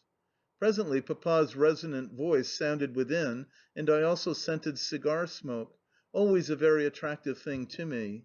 Next, as I dozed, I suddenly heard a creaking of boots that I knew, and, sure enough, saw Karl Ivanitch go on tiptoe, and with a depressed but resolute expression on his face, and a written document in his hand, to the study door and knock softly. It opened, and then shut again behind him. "I hope nothing is going to happen," I mused. "Karl Ivanitch is offended and might be capable of anything." And again I dozed off. Nevertheless, something did happen. An hour later I was disturbed by the same creaking of boots, and saw Karl come out and disappear up the stairs, wiping away a few tears from his cheeks with his pocket handkerchief as he went, and muttering something between his teeth. Papa came out behind him and turned aside into the drawing room. "Do you know what I have just decided to do?" he asked gaily as he laid a hand upon Mamma's shoulder. "What, my love?" "To take Karl Ivanitch with the children. There will be room enough for him in the carriage. They are used to him, and he seems greatly attached to them. 700 roubles a year cannot make much difference to us, and the poor devil is not at all a bad sort of a fellow." I could not understand why Papa should speak of him so disrespectfully. "I am delighted," said Mamma, "and as much for the children's sake as his own. He is a worthy old man." I wish you could have seen how moved he was when I told him that he might look upon the 500 roubles as a present. But the most amusing thing of all is this bill which he has just handed me. It is worth seeing." And with a smile Papa gave Mamma a paper inscribed in Karl's handwriting. "Is it not capital?" he concluded. The contents of the paper were as follows: "The joke of this bill consists chiefly in its being written in very bad Russian, with continual mistakes as to plural and singular, prepositions, and so forth. 2 book for the children, 70 kopeck. Coloured paper, gold frames and a popguns, blockheads (this word has a double meaning in Russian) for cutting out several box for presents, 6 roubles, 55 kopecks. Several book and a bows, presents for the children's, 8 roubles, 16 kopecks. A gold watches promised to me by Peter Alexandrovitch out of Moscow in the years 18 something for 140 roubles. Consequently, Karl Mayer have to receive 139 rouble 79 kopecks beside his wage." If people were to judge only by this bill, in which Karl Ivanitch demanded repayment of all the money he had spent on presents, as well as the value of a present promised to himself, they would take him to have been a callous, avaricious egotist, yet they would be wrong. It appears that he had entered the study with the paper in his hand and a set speech in his head, for the purpose of declaiming eloquently to Papa on the subject of the wrongs which he believed himself to have suffered in our house, but that as soon as ever he began to speak in the vibratory voice and with the expressive intonations which he used in dictating to us, his eloquence wrought upon himself more than upon Papa, with the result that, when he came to the point where he had to say, "However sad it will be for me to part with the children," he lost his self-command utterly, his articulation became choked, and he was obliged to draw his coloured pocket-handkerchief from his pocket. "Yes, Peter Alexandrovitch," he said, weeping (this formed no part of the prepared speech), "I am grown so used to the children that I cannot think what I should do without them. I would rather serve you without salary than not at all." And with one hand he wiped his eyes, while with the other he presented the bill. Although I am convinced that at that moment Karl Ivanitch was speaking with absolute sincerity, for I know how good his heart was, I confess that never to this day have I been able quite to reconcile his words with the bill. "Well, if the idea of leaving us grieves you, you may be sure that the idea of dismissing you grieves me equally," said Papa, tapping him on the shoulder. Then, after a pause, he added, "But I have changed my mind, and you shall not leave us." Just before supper Grisha entered the room. Ever since he had entered the house that day he had never ceased to sigh and weep, a portent, according to those who believed in his prophetic powers, that misfortune was impending for the household. He had now come to take leave of us, for to morrow, so he said, he must be moving on. I nudged Woloda, and we moved towards the door. "What is the matter?" he said. "This, that if we want to see Grisha's chains we must go upstairs at once to the men servants' rooms. Grisha is to sleep in the second one, so we can sit in the store room and see everything." "All right. Wait here and I'll tell the girls." The girls came at once and we ascended the stairs, though the question as to which of us should first enter the store room gave us some little trouble. Then we cowered down and waited. CHAPTER XII. Grisha. We all felt a little uneasy in the thick darkness, so we pressed close to one another and said nothing.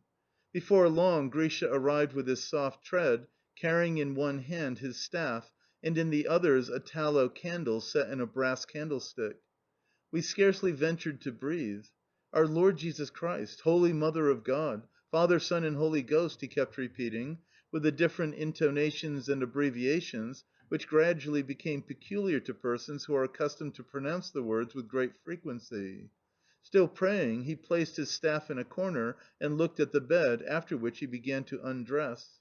Unfastening his old black girdle, he slowly divested himself of his torn nankeen kaftan, and deposited it carefully on the back of a chair. His face had now lost its usual disquietude and idiocy. On the contrary, it had in it something restful, thoughtful, and even grand, while all his movements were deliberate and intelligent. Next, he lay down quietly in his shirt on the bed, made the sign of the cross towards every side of him, and adjusted his chains beneath his shirt, an operation which, as we could see from his face, occasioned him considerable pain. Then he sat up again, looked gravely at his ragged shirt, and rising and taking the candle, lifted the ladder towards the shrine where the images of the saints stood. That done, he made the sign of the cross again, and turned the candle upside down, when it went out with a hissing noise. Through the window, which overlooked the wood, the moon, nearly full, was shining in such a way that one side of the tall white figure of the idiot stood out in the pale silvery moonlight, while the other side was lost in the dark shadow which covered the floor, walls, and ceiling. In the courtyard the watchman was tapping at intervals upon his brass alarm plate. For a while Grisha stood silently before the images and, with his large hands pressed to his breast and his head bent forward, gave occasional sighs. Then with difficulty he knelt down and began to pray. At first he repeated some well-known prayers, and only accented a word here and there. Next he repeated the same prayers, but louder and with increased accentuation. Lastly, he repeated them again, and with even greater emphasis, as well as with an evident effort to pronounce them in the old Slavonic church dialect. Though disconnected, his prayers were very touching.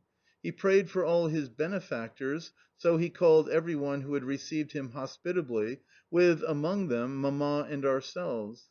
Next he prayed for himself and besought God to forgive him his sins, at the same time repeating, "God forgive also my enemies." Then, moaning with the effort, he rose from his knees, only to fall to the floor again and repeat his phrases afresh. At last he regained his feet, despite the weight of the chains, which rattled loudly whenever they struck the floor. Woloda pinched me rudely in the leg, but I took no notice of that, except that I involuntarily touched the place with my hand, as I observed with a feeling of childish astonishment, pity, and respect the words and gestures of Grisha. Instead of the laughter and amusement which I had expected on entering the storeroom, I felt my heart beating and overcome. Grisha continued for some time in this state of religious ecstasy as he improvised prayers and repeated again and yet again, "Lord, have mercy upon me." Each time that he said, "Pardon me, Lord, and teach me to do what Thou wouldst have done," he pronounced the words with added earnestness and emphasis, as though he expected an immediate answer to his petition, and then fell to sobbing and moaning once more. Finally he went down on his knees again, folded his arms upon his breast, and remained silent. I ventured to put my head round the door, holding my breath as I did so. But Grisha still made no movement except for the heavy sighs which heaved his breast. In the moonlight I could see a tear glistening on the white patch of his blind eye. "Yes, Thy will be done!" he exclaimed suddenly, with an expression which I cannot describe, as, prostrating himself with his forehead on the floor, he fell to sobbing like a child. Much sand has run out since then, many recollections of the past have faded from my memory or become blurred in indistinct visions, and poor Grisha himself has long since reached the end of his pilgrimage. But the impression which he produced upon me, and the feelings which he aroused in my breast will never leave my mind. Oh, truly, Christian Grisha, your faith was so strong that you could feel the actual presence of God, your love so great that the words fell of themselves from your lips. You had no reason to prove them, for you did so with your earnest praises of His Majesty, as you fell to the ground speechless and in tears. Nevertheless, the sense of awe with which I had listened to Grisha could not last for ever. I had now satisfied my curiosity, and, being cramped with sitting in one position so long, desired to join in the tittering and fun which I could hear going on in the dark store room behind me. Some one took my hand and whispered, "Whose hand is this?" Despite the darkness, I knew by the touch and the low voice in my ear that it was Katenka. I took her by the arm, but she withdrew it, and in doing so pushed a cane chair which was standing near. Grisha lifted his head and looked quietly about him, and muttering a prayer, rose and made the sign of the cross towards each of the four corners of the room. CHAPTER XIII. Natalia Savishna. In days gone by there used to run about the seignorial courtyard of the country house at Chabarovska a girl called Natashka. She always wore a cotton dress, went barefooted, and was rosy, plump, and gay. It was at the request and entreaties of her father, the clarionet player Savi, that my grandfather had taken her upstairs, that is to say, made her one of his wife's female servants. As chambermaid, Natashka so distinguished herself by her zeal and amiable temper that when Mamma arrived as a baby and required a nurse, Natashka was honoured with the charge of her. In this new office the girl earned still further praises and rewards for her activity, trustworthiness, and devotion to her young mistress. Soon, however, the powdered head and buckled shoes of the young and active footman Foka, who had frequent opportunities of courting her since they were in the same service, captivated her unsophisticated but loving heart. At last she ventured to go and ask my grandfather if she might marry Foka, but her master took the request in bad part, flew into a passion, and punished poor Natashka by exiling her to a farm which he owned in a remote quarter of the steppes. At length, when she had been gone 6 months and nobody could be found to replace her, she was recalled to her former duties. Returned, and with her dress in rags, she fell at Grandpapa's feet and besought him to restore her his favour and kindness, and to forget the folly of which she had been guilty folly which, she reassured him, should never recur again. And she kept her word. From that time forth she called herself not Natashka, but Natalia Savishna, and took to wearing a cap. All the love in her heart was now bestowed upon her young charge.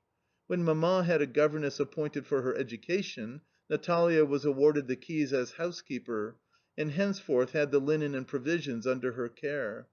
These new duties she fulfilled with equal fidelity and zeal. She lived only for her master's advantage.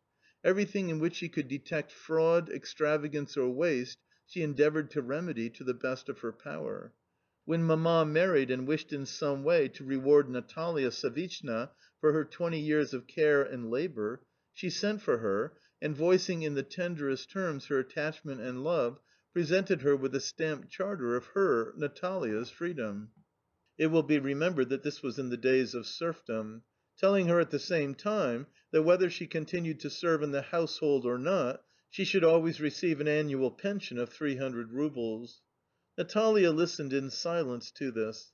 Then, taking the document in her hands and regarding it with a frown, she muttered something between her teeth and darted from the room, slamming the door behind her. Not understanding the reason for such strange conduct, Mamma followed her presently to her room, and found her sitting with streaming eyes on her trunk, crushing her pocket handkerchief between her fingers, and looking mournfully at the remains of the document, which was lying torn to pieces on the floor. "What is the matter, dear Natalia Savishna?" said Mamma, taking her hand. "Nothing, ma'am," she replied. Only I must have displeased you somehow, since you wish to dismiss me from the house. Well, I will go." She withdrew her hand, and, with difficulty restraining her tears, rose to leave the room, but Mamma stopped her, and they wept a while in one another's arms. Ever since I can remember anything, I can remember Natalia Savishna and her love and tenderness, yet only now have I learnt to appreciate them at their full value. In early days it never occurred to me to think what a rare and wonderful being this old domestic was. Not only did she never talk, but she seemed never even to think of herself. Her whole life was compounded of love and self-sacrifice. Yet so used was I to her affection and singleness of heart that I could not picture things otherwise. I never thought of thanking her, or of asking myself, "Is she also happy? Is she also contented?" Often on some pretext or another I would leave my lessons and run to her room, where, sitting down, I would begin to muse aloud as though she were not there. She was forever mending something, or tidying the shelves which lined her room, or marking linen, so that she took no heed of the nonsense which I talked: how that I meant to become a general, to marry a beautiful woman, to buy a chestnut horse, to build myself a house of glass, to invite Karl Evenich's relatives to come and visit me from Saxony, and so forth. To all of which she would only reply, "Yes, my love, yes." Then, on my rising and preparing to go, she would open a blue trunk which had pasted on the inside of its lid a coloured picture of a hussar, which had once adorned a pomade bottle and a sketch made by Woloda, and take from it a fumigation pastille, which she would light and shake for my benefit, saying, "These, dear, are the pastilles which your grandfather, now in heaven, brought back from Otchakov after fighting against the Turks."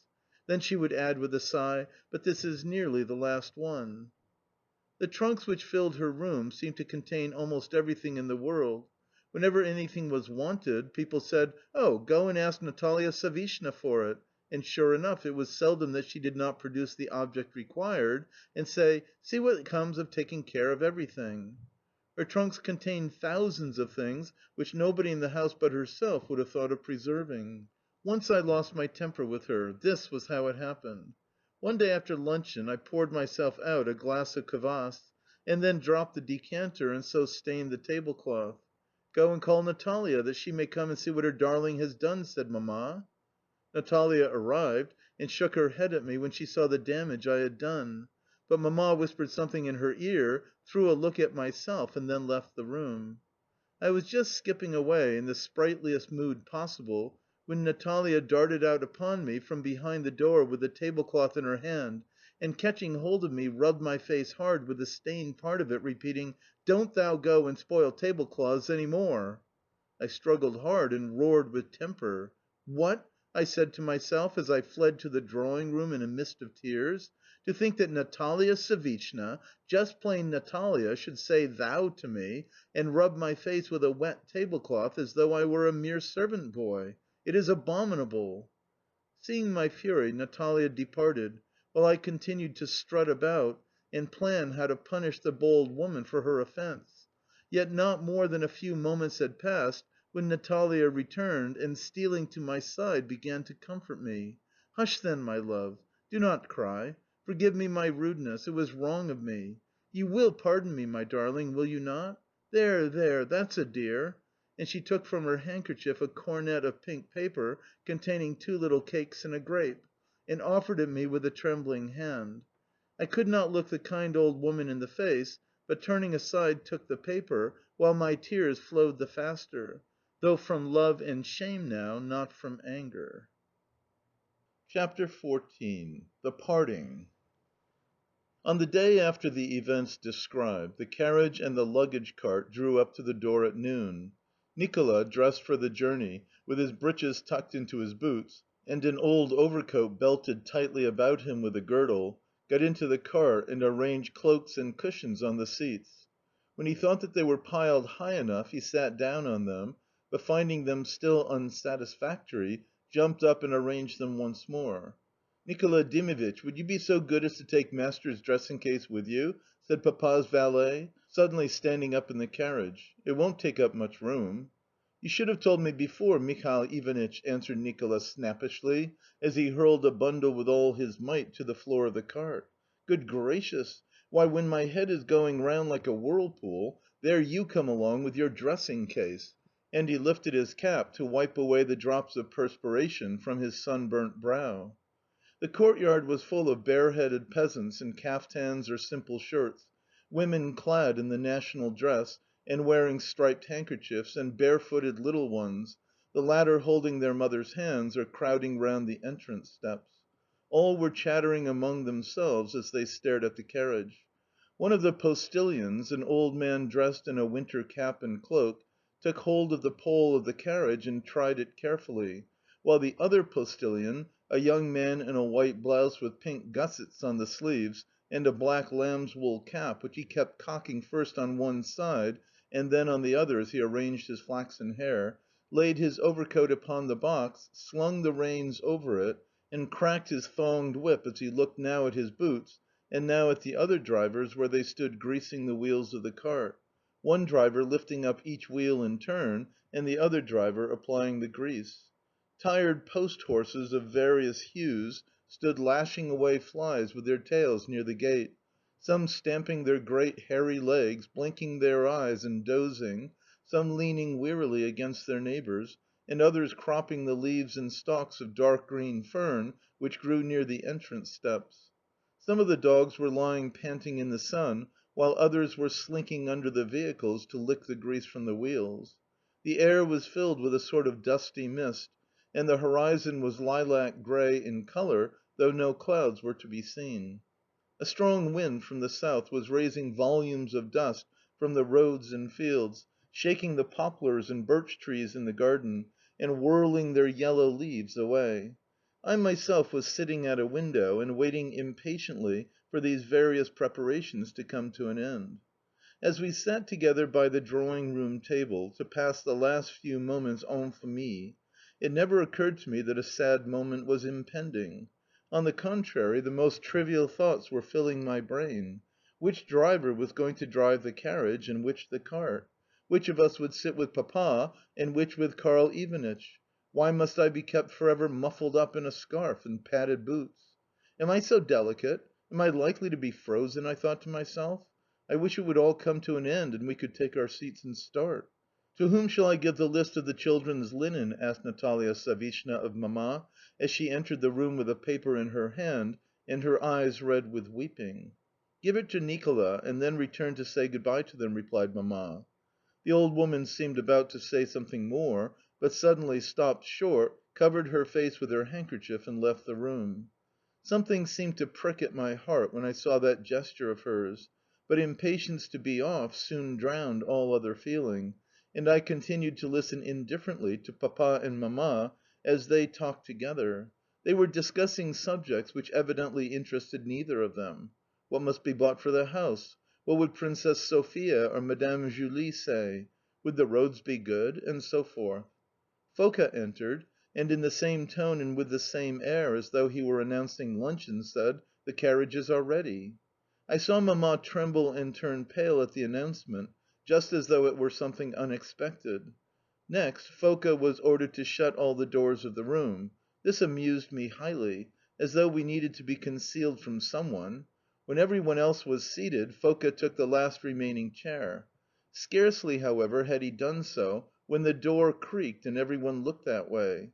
Natalia Savishna entered hastily, and, without raising her eyes, sat down on the same chair as Foka.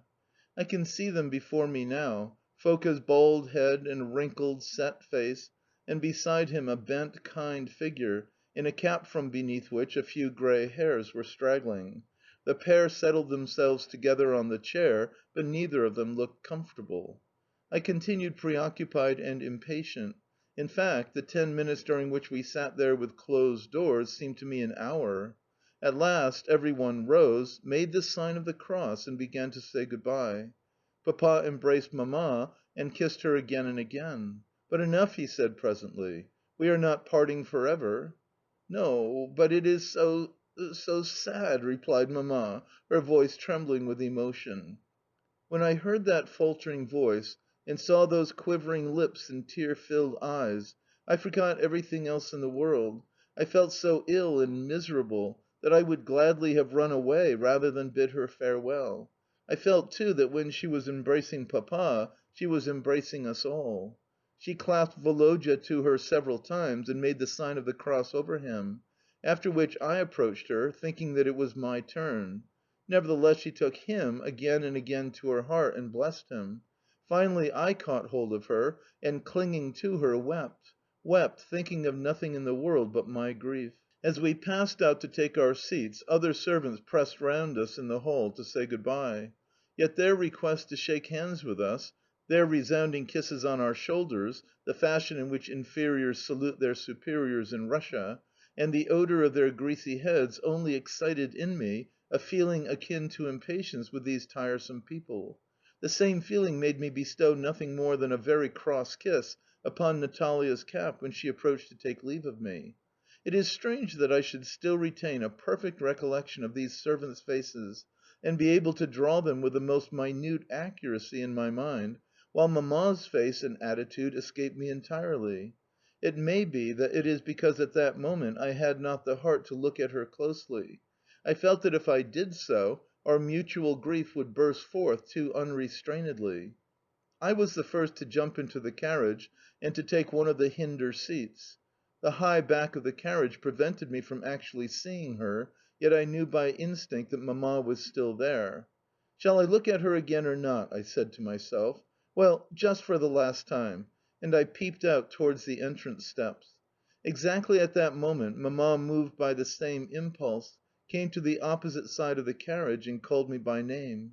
Hearing her voice behind me, I turned round, but so hastily that our heads knocked together. She gave a sad smile and kissed me convulsively for the last time. When we had driven away a few paces, I determined to look at her once more. The wind was lifting the blue handkerchief from her head as, bent forward and her face buried in her hands, she moved slowly up the steps. Foka was supporting her. Papa said nothing as he sat beside me. I felt breathless with tears, felt a sensation in my throat as though I were going to choke. Just as we came out on to the open road, I saw a white handkerchief waving from the terrace. I waved mine in return, and the action of so doing calmed me a little. I still went on crying, but the thought that my tears were a proof of my affection helped to soothe and comfort me. After a little while I began to recover, and to look with interest at objects which we passed, and at the hind quarters of the led horse which was trotting on my side.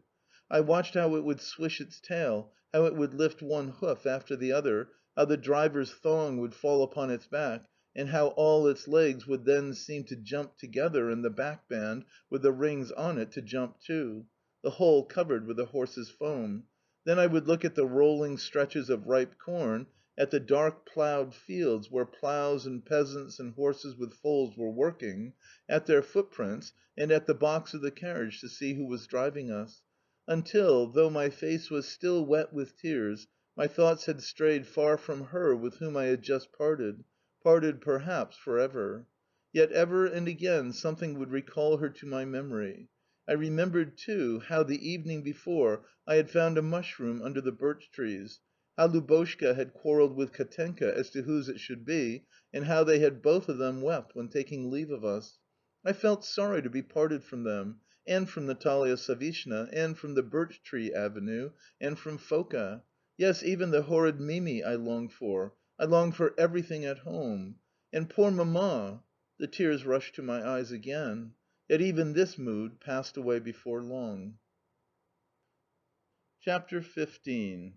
Childhood. Happy, happy, never returning time of childhood! How can we help loving and dwelling upon its recollections? They cheer and elevate the soul, and become to one a source of higher joys. Sometimes, when dreaming of bygone days, I fancy that, tired out with running about, I have sat down, as of old, in my high arm chair by the tea table. It is late, and I have long since drunk my cup of milk. My eyes are heavy with sleep as I sit there and listen. How could I not listen, seeing that Mamma is speaking to somebody, and that the sound of her voice is so melodious and kind? How much its echoes recall to my heart! With my eyes veiled with drowsiness, I gaze at her wistfully. Suddenly she seems to grow smaller and smaller, and her face vanishes to a point, yet I can still see it, can still see her as she looks at me and smiles. Somehow it pleases me to see her grown so small. I blink and blink, yet she looks no larger than a boy reflected in the pupil of an eye.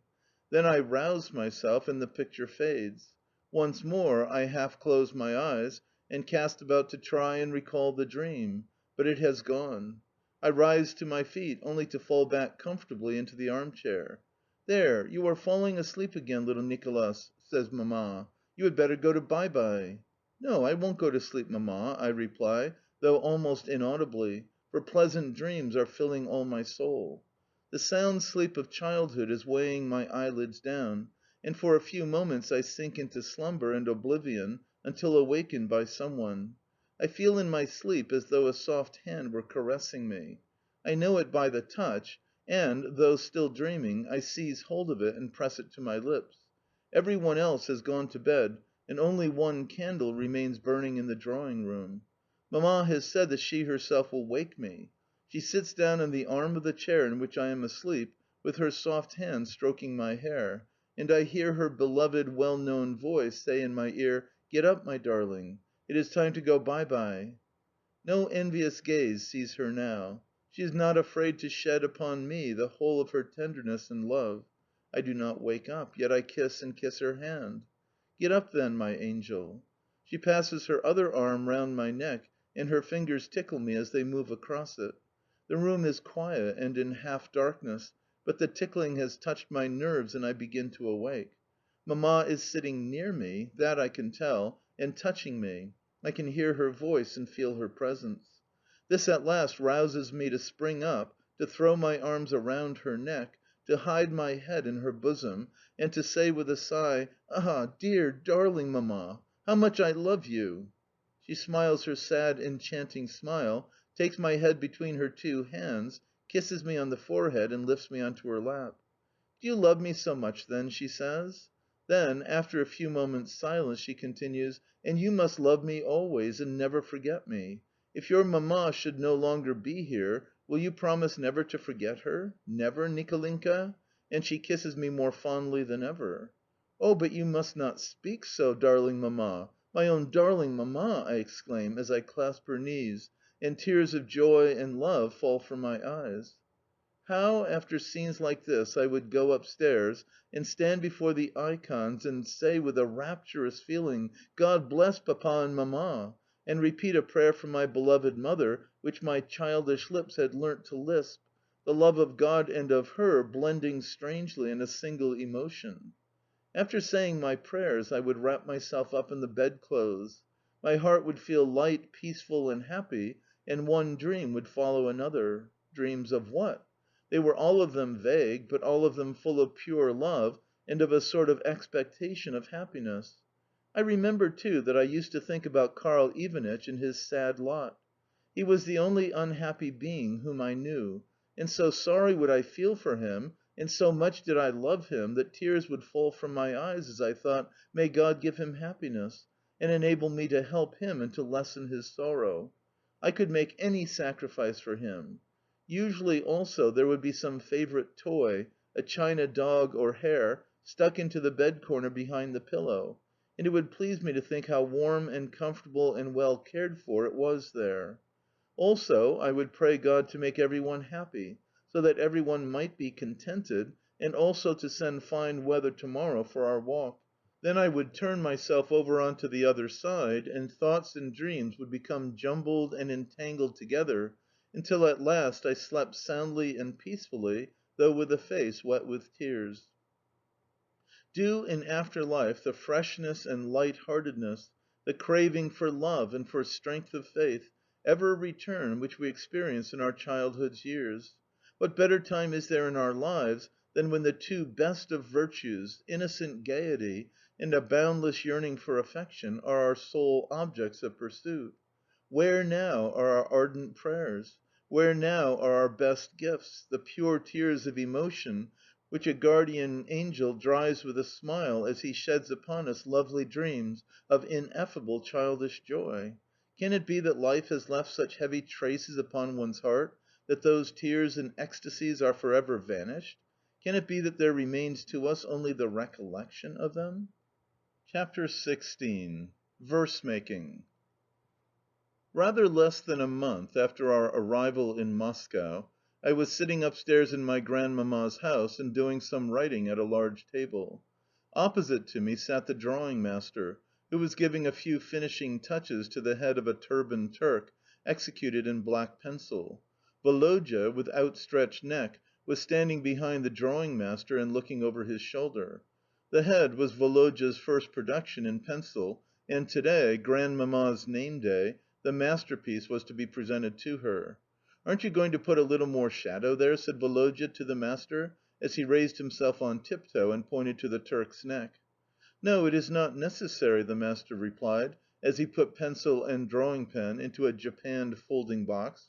"It is just right now, and you need not do anything more to it. As for you, Nikolenka," he added, rising and glancing askew at the Turk, "won't you tell us your great secret at last? What are you going to give your Grandmamma? I think another head would be your best gift. But good bye, gentlemen," and taking his hat and cardboard, he departed.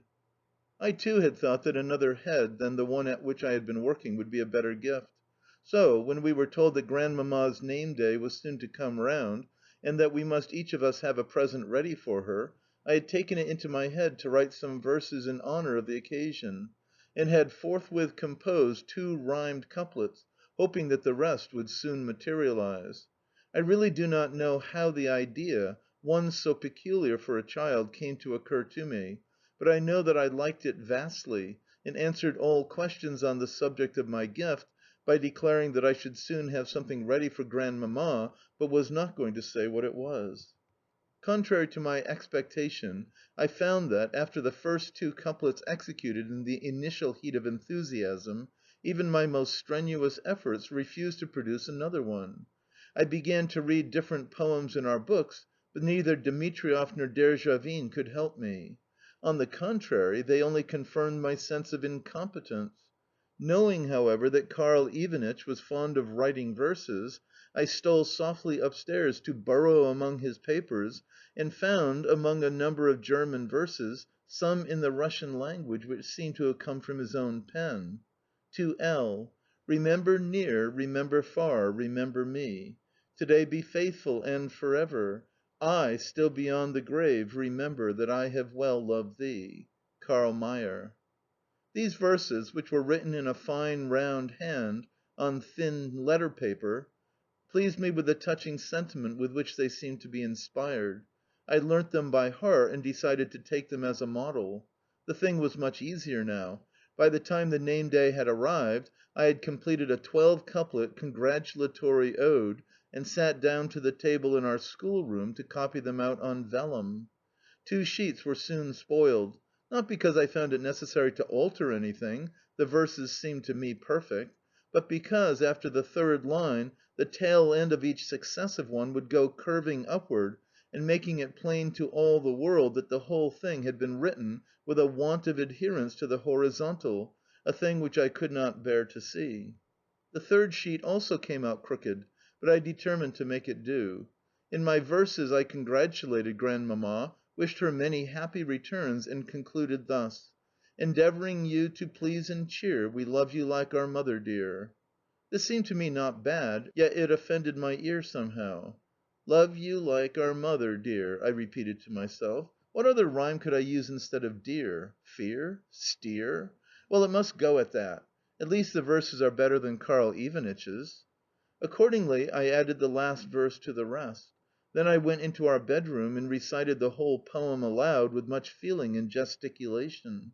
The verses were altogether guiltless of metre, but I did not stop to consider that. Yet the last one displeased me more than ever. As I sat on my bed I thought: why on earth did I write like our mother dear? She is not here, and therefore she need never have been mentioned. True, I love and respect Grandmamma, but she is not quite the same as... Why did I write that? What did I go and tell a lie for? They may be verses only, yet I needn't quite have done that. At that moment the tailor arrived with some new clothes for us.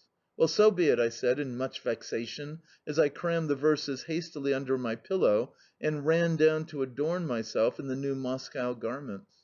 They fitted marvellously, both the brown jacket with yellow buttons a garment made skin tight, and not to allow room for growth, as in the country and the black trousers, also close fitting, so that they displayed the figure and lay smoothly over the boots. "At last I have real trousers on," I thought, as I looked at my legs with the utmost satisfaction. I concealed from every one the fact that the new clothes were horribly tight and uncomfortable, but on the contrary said that if there were a fault it was that they were not tight enough. For a long while I stood before the looking glass as I combed my elaborately pomaded head, but, try as I would, I could not reduce the topmost hairs on the crown to order. As soon as ever I left off combing them they sprang up again, and radiated in different directions, thus giving my face a ridiculous expression. Karl Ivanitch was dressing in another room, and I heard someone bring him his blue frock coat and underlinen. Then, at the door leading downstairs, I heard a maidservant's voice and went to see what she wanted. In her hand she held a well-starched shirt, which she said she had been sitting up all night to get ready. I took it and asked if Grandmamma was up yet. "Oh, yes, she has had her coffee, and the priest has come. My word, but you look a fine little fellow," added the girl with a smile at my new clothes. This observation made me blush, so I whirled round on one leg, snapped my fingers, and went skipping away, in the hope that by these manoeuvres I should make her sensible that even yet she had not realized quite what a fine fellow I was. However, when I took the shirt to Karl I found that he did not need it, having taken another one. Standing before a small looking glass, he tied his cravat with both hands, trying by various motions of his head to see whether it fitted him comfortably or not, and then took us down to see Grandmamma. To this day I cannot help laughing when I remember what a smell of pomade the three of us left behind us on the staircase as we descended. Karl was carrying a box which he had made himself, Woloda his drawing, and I my verses, while each of us also had a form of words ready with which to present his gift. Just as Karl opened the door, the priest put on his vestment and began to say prayers. During the ceremony, Grandmamma stood leaning over the back of a chair with her head bent down. Near her stood Papa. He turned and smiled at us as we hurriedly thrust our presents behind our backs and tried to remain unobserved by the door. The whole effect of a surprise, upon which we had been counting, was entirely lost. When at last every one had made the sign of the cross, I became intolerably oppressed with a sudden, invincible, and deadly attack of shyness, so that the courage to offer my present completely failed me. I hid myself behind Karl Ivanitch, who solemnly congratulated Grandmamma, and, transferring his box from his right hand to his left, presented it to her. Then he withdrew a few steps to make way for Woloda. Grandmamma seemed highly pleased with the box, which was adorned with a gold border, and smiled in the most friendly manner in order to express her gratitude. Yet it was evident that she did not know where to set the box down, and this probably accounts for the fact that she handed it to Papa, at the same time bidding him observe how beautifully it was made. His curiosity satisfied, Papa handed the box to the priest, who also seemed particularly delighted with it, and looked with astonishment first at the article itself, and then at the artist who could make such wonderful things. Then Woloda presented his Turk, and received a similarly flattering ovation on all sides. It was my turn now, and Grandmamma turned to me with her kindest smile. Those who have experienced what embarrassment is know that it is a feeling which grows in direct proportion to delay, while decision decreases in similar measure. In other words, the longer the condition lasts, the more invincible does it become, and the smaller does the power of decision come to be. My last remnants of nerve and energy had forsaken me, while Karl and Woloda had been offering their presents, and my shyness now reached its culminating point. I felt the blood rushing from my heart to my head, one blush succeeding another across my face, and drops of perspiration beginning to stand out on my brow and nose. My ears were burning, I trembled from head to foot, and, though I kept changing from one foot to the other, I remained rooted where I stood. "Well, Nikolenka, tell us what you have brought," said Papa. "Is it a box or a drawing?" There was nothing else to be done. With a trembling hand I held out the folded fatal paper, but my voice failed me completely, and I stood before Grandmamma in silence. I could not get rid of the dreadful idea that, instead of a display of the expected drawing, some bad verses of mine were about to be read aloud before every one, and that the words "Our Mother dear" would clearly prove that I had never loved, but had only forgotten her. How shall I express my sufferings when Grandmamma began to read my poetry aloud? When, unable to decipher it, she stopped half way and looked at Papa with a smile, which I took to be one of ridicule, when she did not pronounce it as I had meant it to be pronounced, and when her weak sight not allowing her to finish it, she handed the paper to Papa and requested him to read it all over again from the beginning. I fancied that she must have done this last because she did not like to read such a lot of stupid, crookedly written stuff herself, yet wanted to point out to Papa my utter lack of feeling.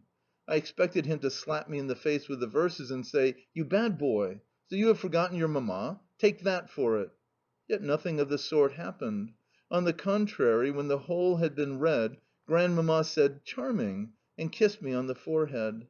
Then our presents, together with two cambric pocket handkerchiefs and a snuff box engraved with Mamma's portrait, were laid on the table attached to the great Voltairian armchair in which Grandmamma always sat.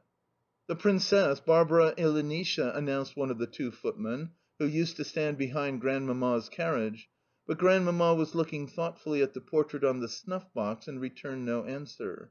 "Shall I show her in, Madame?" repeated the footman.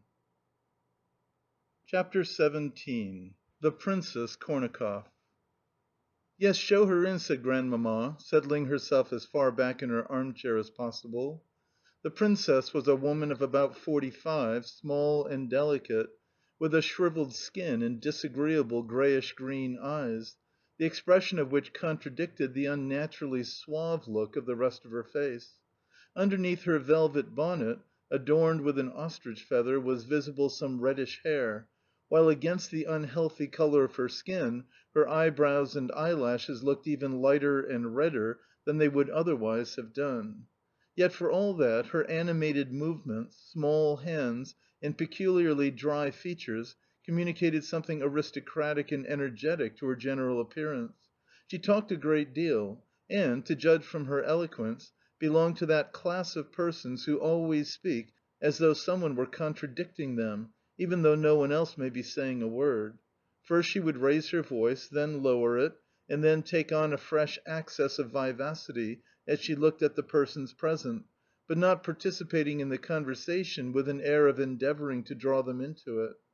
Although the Princess kissed Grandmamma's hand and repeatedly called her "my good aunt," I could see that Grandmamma did not care much about her, for she kept raising her eyebrows in a peculiar way while listening to the Princess's excuse why Prince Michael had been prevented from calling, and congratulating Grandmamma as he would like so much to have done.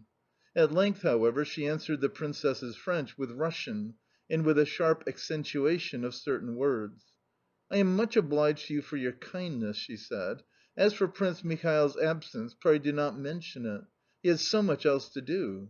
Besides, what pleasure could he find in coming to see an old woman like me?" Then, without allowing the Princess time to reply, she went on: "How are your children, my dear?" "Well, thank God, aunt, they grow and do their lessons and play. Particularly my eldest one, Etienne, who is so wild that it is almost impossible to keep him in order. Still, he is a clever and promising boy. Would you believe it, cousin?" This last to Papa, since Grandmamma, altogether uninterested in the Princess's children, had turned to us, taken my verses out from beneath the presentation box, and unfolded them again. "Would you believe it, but one day, not long ago..." And leaning over towards Papa, the Princess related something or other with great vivacity. Then, her tale concluded, she laughed, and with a questioning look at Papa, went on: "What a boy, cousin! He ought to have been whipped, but the trick was so spirited and amusing that I let him off." Then the Princess looked at Grandmamma and laughed again. "Ah, so you whip your children, do you?" said Grandmamma, with a significant lift of her eyebrows, and laying a peculiar stress on the word "whip." "Alas, my good aunt," replied the Princess in a sort of tolerant tone and with another glance at Papa, "I know your views on the subject, but must beg to be allowed to differ with them.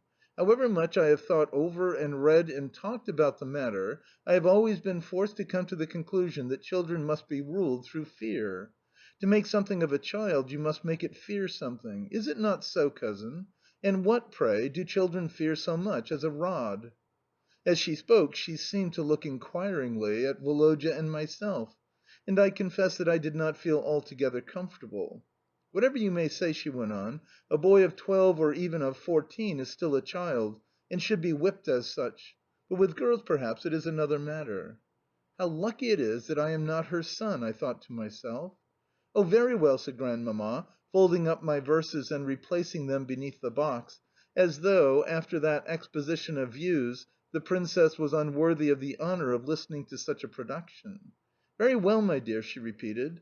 "But please tell me how, in return, you can look for any delicate sensibility from your children." Evidently Grandmamma thought this argument unanswerable, for she cut the subject short by adding: "However, it is a point on which people must follow their own opinions." The Princess did not choose to reply, but smiled condescendingly, and as though out of indulgence to the strange prejudices of a person whom she only pretended to revere. "Oh, by the way, pray introduce me to your young people," she went on presently, as she threw us another gracious smile. Thereupon we rose and stood looking at the Princess, without in the least knowing what we ought to do to show that we were being introduced. "Kiss the Princess's hand," said Papa. "Well, I hope you will love your old aunt," she said to Woloda, kissing his hair, "even though we are not near relatives. But I value friendship far more than I do degrees of relationship," she added to Grandmamma, who, nevertheless, remained hostile, and replied: "Eh, my dear? Is that what they think of relationships nowadays?" "Here is my man of the world," put in Papa, indicating Woloda. "And here is my poet," he added, as I kissed the small, dry hand of the Princess, with a vivid picture in my mind of that same hand holding a rod and applying it vigorously. "Which one is the poet?" asked Princess. "This little one," replied Papa, smiling. "The one with the tuft of hair on his topknot." "Why need he bother about my tuft?" I thought to myself as I retired into a corner. "Is there nothing else for him to talk about?" I had strange ideas on manly beauty. I considered Karl Ivanitch one of the handsomest men in the world, and myself so ugly that I had no need to deceive myself on that point. Therefore any remark on the subject of my exterior offended me extremely. I well remember how, one day after luncheon I was then 6 years of age the talk fell upon my personal appearance, and how Mamma tried to find good features in my face, and said that I had clever eyes and a charming smile. How, nevertheless, when Papa had examined me and proved the contrary, she was obliged to confess that I was ugly, and how, when the meal was over and I went to pay her my respects, she said as she patted my cheek, "You know, Nikolenka, nobody will ever love you for your face alone, so you must try all the more to be a good and clever boy." Although these words of hers confirmed in me my conviction that I was not handsome, they also confirmed in me an ambition to be just such a boy as she had indicated. Yet I had my moments of despair at my ugliness, for I thought that no human being with such a large nose, such thick lips, and such small grey eyes as mine could ever hope to attain happiness on this earth. I used to ask God to perform a miracle by changing me into a beauty, and would have given all that I possessed, or ever hoped to possess, to have a handsome face. CHAPTER XVIII. Prince Ivan Ivanovitch. When the Princess had heard my verses and overwhelmed the writer of them with praise, Grandmamma softened to her a little. She began to address her in French, and to cease calling her "my dear." Likewise she invited her to return that evening with her children. This invitation having been accepted, the Princess took her leave. After that, so many other callers came to congratulate Grandmamma that the courtyard was crowded all day long with carriages.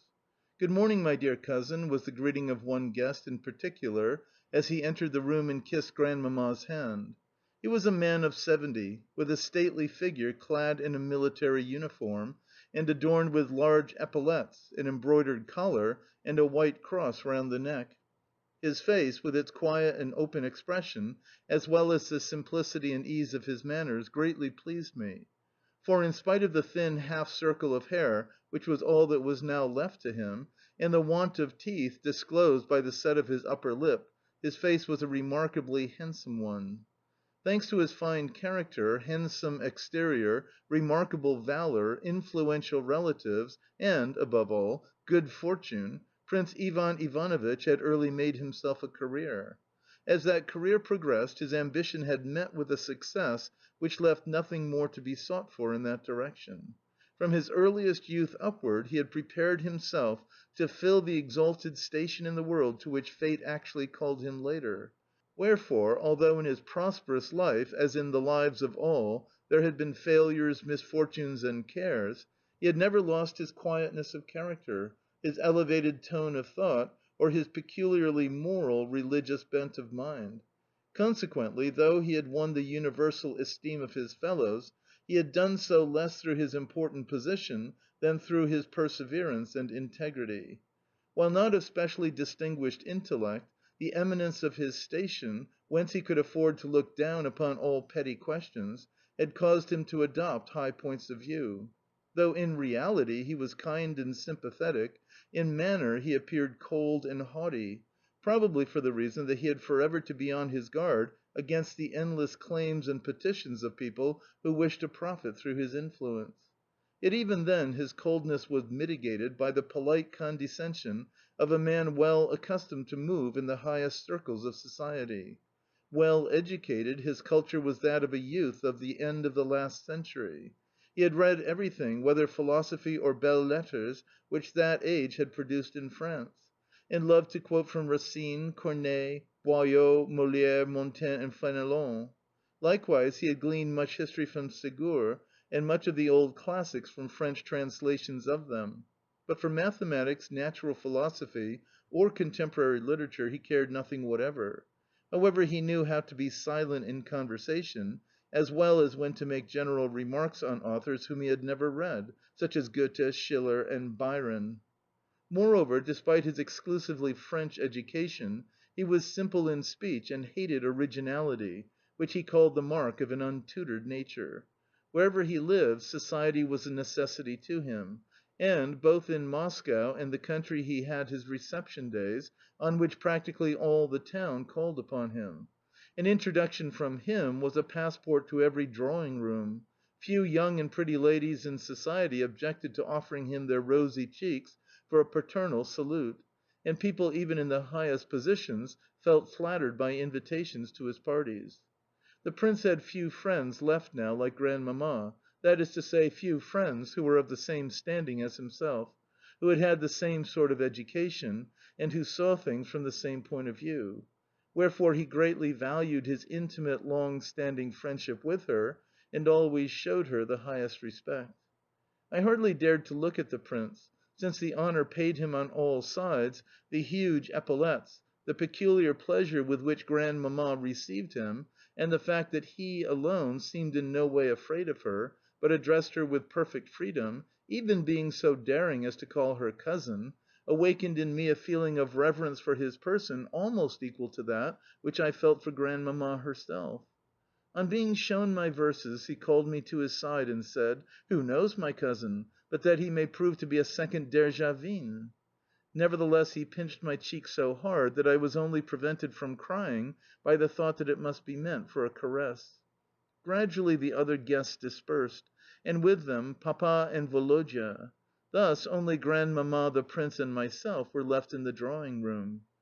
"Why has our dear Natalia Nicolaevna not come to day?" asked the Prince, after a silence. "Ah, my friend," replied Grandmamma, lowering her voice and laying a hand upon the sleeve of his uniform, "she would certainly have come if she had been at liberty to do what she likes. She wrote to me that Peter had proposed bringing her with him to town, but that she had refused, since their income had not been good this year, and she could see no real reason why the whole family need come to Moscow, seeing that Lubotshka was as yet very young, and that the boys were living with me, a fact, she said, which made her feel as safe about them as though she had been living with them herself."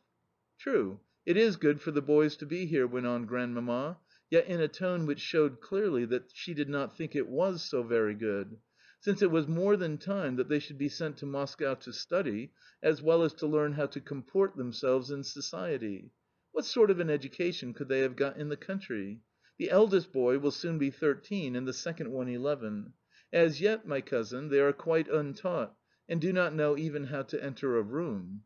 "Nevertheless," said the Prince, "I cannot understand these complaints of ruined fortunes.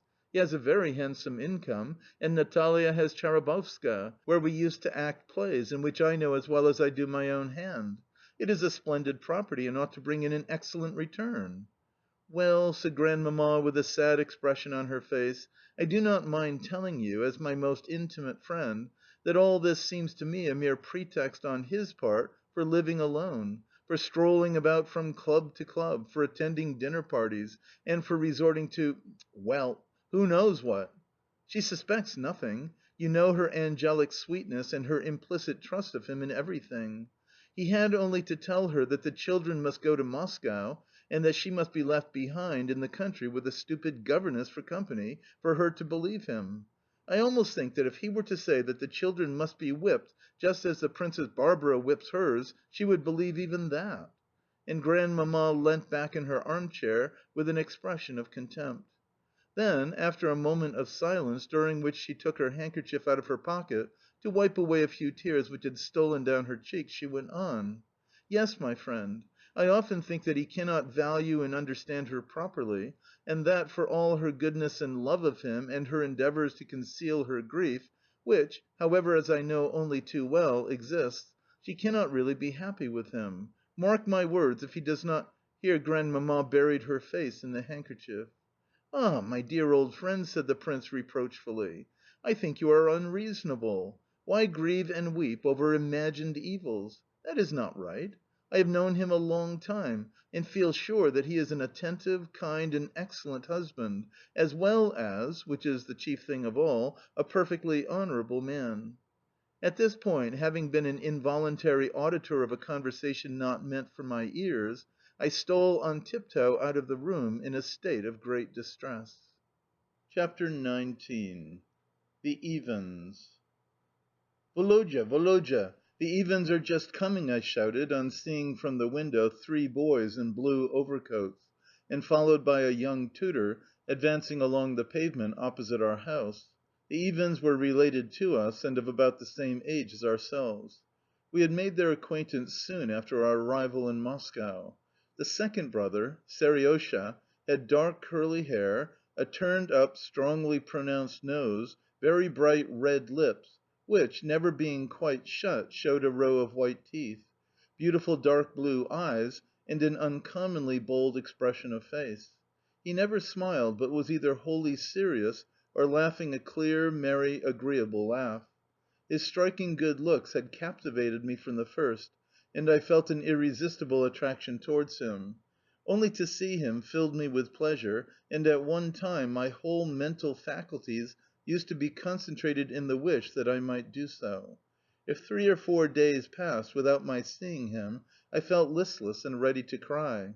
Awake or asleep, I was forever dreaming of him. On going to bed I used to see him in my dreams, and when I had shut my eyes and called up a picture of him, I hugged the vision as my choicest delight. So much store did I set upon this feeling for my friend that I never mentioned it to anyone. Nevertheless, it must have annoyed him to see my admiring eyes constantly fixed upon him, or else he must have felt no reciprocal attraction, for he always preferred to play and talk with Volodya. Still, even with that I felt satisfied, and wished and asked for nothing better than to be ready at any time to make any sacrifice for him. Likewise, over and above the strange fascination which he exercised upon me, I always felt another sensation, namely, a dread of making him angry, of offending him, of displeasing him. Was this because his face bore such a haughty expression, or because I, despising my own exterior, overrated the beautiful in others, or, lastly, and most probably, because it is a common sign of affection? At all events, I felt as much fear of him as I did love. The first time that he spoke to me, I was so overwhelmed with sudden happiness that I turned pale, then red, and could not utter a word. He had an ugly habit of blinking when considering anything seriously, as well as of twitching his nose and eyebrows. Consequently, every one thought that this habit marred his face. Yet I thought it such a nice one that I involuntarily adopted it for myself, until a few days after I had made his acquaintance, Grandmamma suddenly asked me whether my eyes were hurting me, since I was winking like an owl. Never a word of affection passed between us, yet he felt his power over me, and unconsciously but tyrannically exercised it in all our childish intercourse. I used to long to tell him all that was in my heart, yet was too much afraid of him to be frank in any way, and, while submitting myself to his will, tried to appear merely careless and indifferent. Although at times his influence seemed irksome and intolerable, to throw it off was beyond my strength. I often think with regret of that fresh, beautiful feeling of boundless, disinterested love which came to an end without having ever found self expression or return. It is strange how, when a child, I always longed to be like grown up people, and yet how I have often longed since childhood's days for those days to come back to me. Many times, in my relations with Seriosha, this wish to resemble grown up people put a rude check upon the love that was waiting to expand, and made me repress it. Not only was I afraid of kissing him, or of taking his hand and saying how glad I was to see him, but I even dreaded calling him Seriosha, and always said Sergius, as every one else did in our house. Any expression of affection would have seemed like evidence of childishness, and anyone who indulged in it, a baby. Not having yet passed through those bitter experiences which enforce upon older years circumspection and coldness, I deprived myself of the pure delight of a fresh childish instinct for the absurd purpose of trying to resemble grown-up people. I met the Evens in the ante room, welcomed them, and then ran to tell Grandmamma of their arrival with an expression as happy as though she were certain to be equally delighted. Then, never taking my eyes off Seriosha, I conducted the visitors to the drawing room and eagerly followed every movement of my favourite. When Grandmamma spoke to and fixed her penetrating glance upon him, I experienced that mingled sensation of pride and solicitude which an artist might feel when waiting for revered lips to pronounce a judgment upon his work.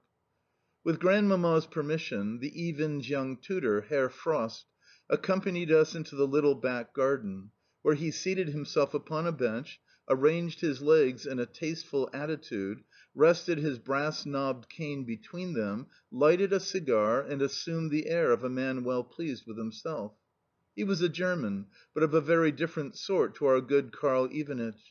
In the first place, he spoke both Russian and French correctly, though with a hard accent. Indeed, he enjoyed, especially among the ladies, the reputation of being a very accomplished fellow. In the second place, he wore a reddish moustache, a large gold pin set with a ruby, a black satin tie, and a very fashionable suit.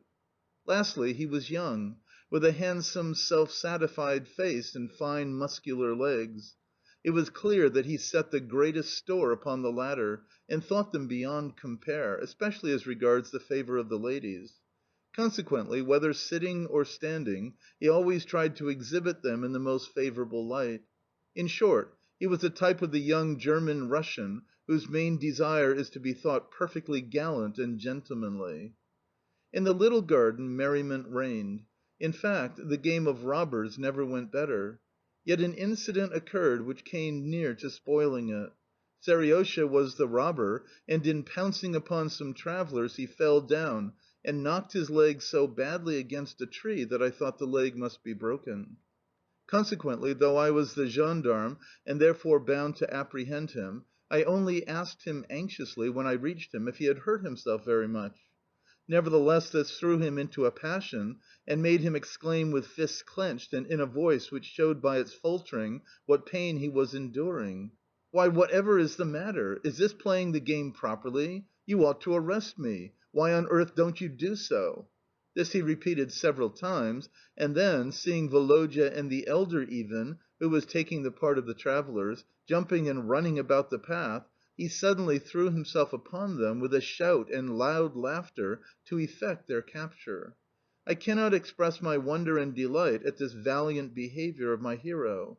In spite of the severe pain, he had not only refrained from crying, but had repressed the least symptom of suffering and kept his eye fixed upon the game. Shortly after this occurrence another boy, Ilinka Grap, joined our party. We went upstairs, and Seriosha gave me an opportunity of still further appreciating and taking delight in his manly bravery and fortitude. This was how it was.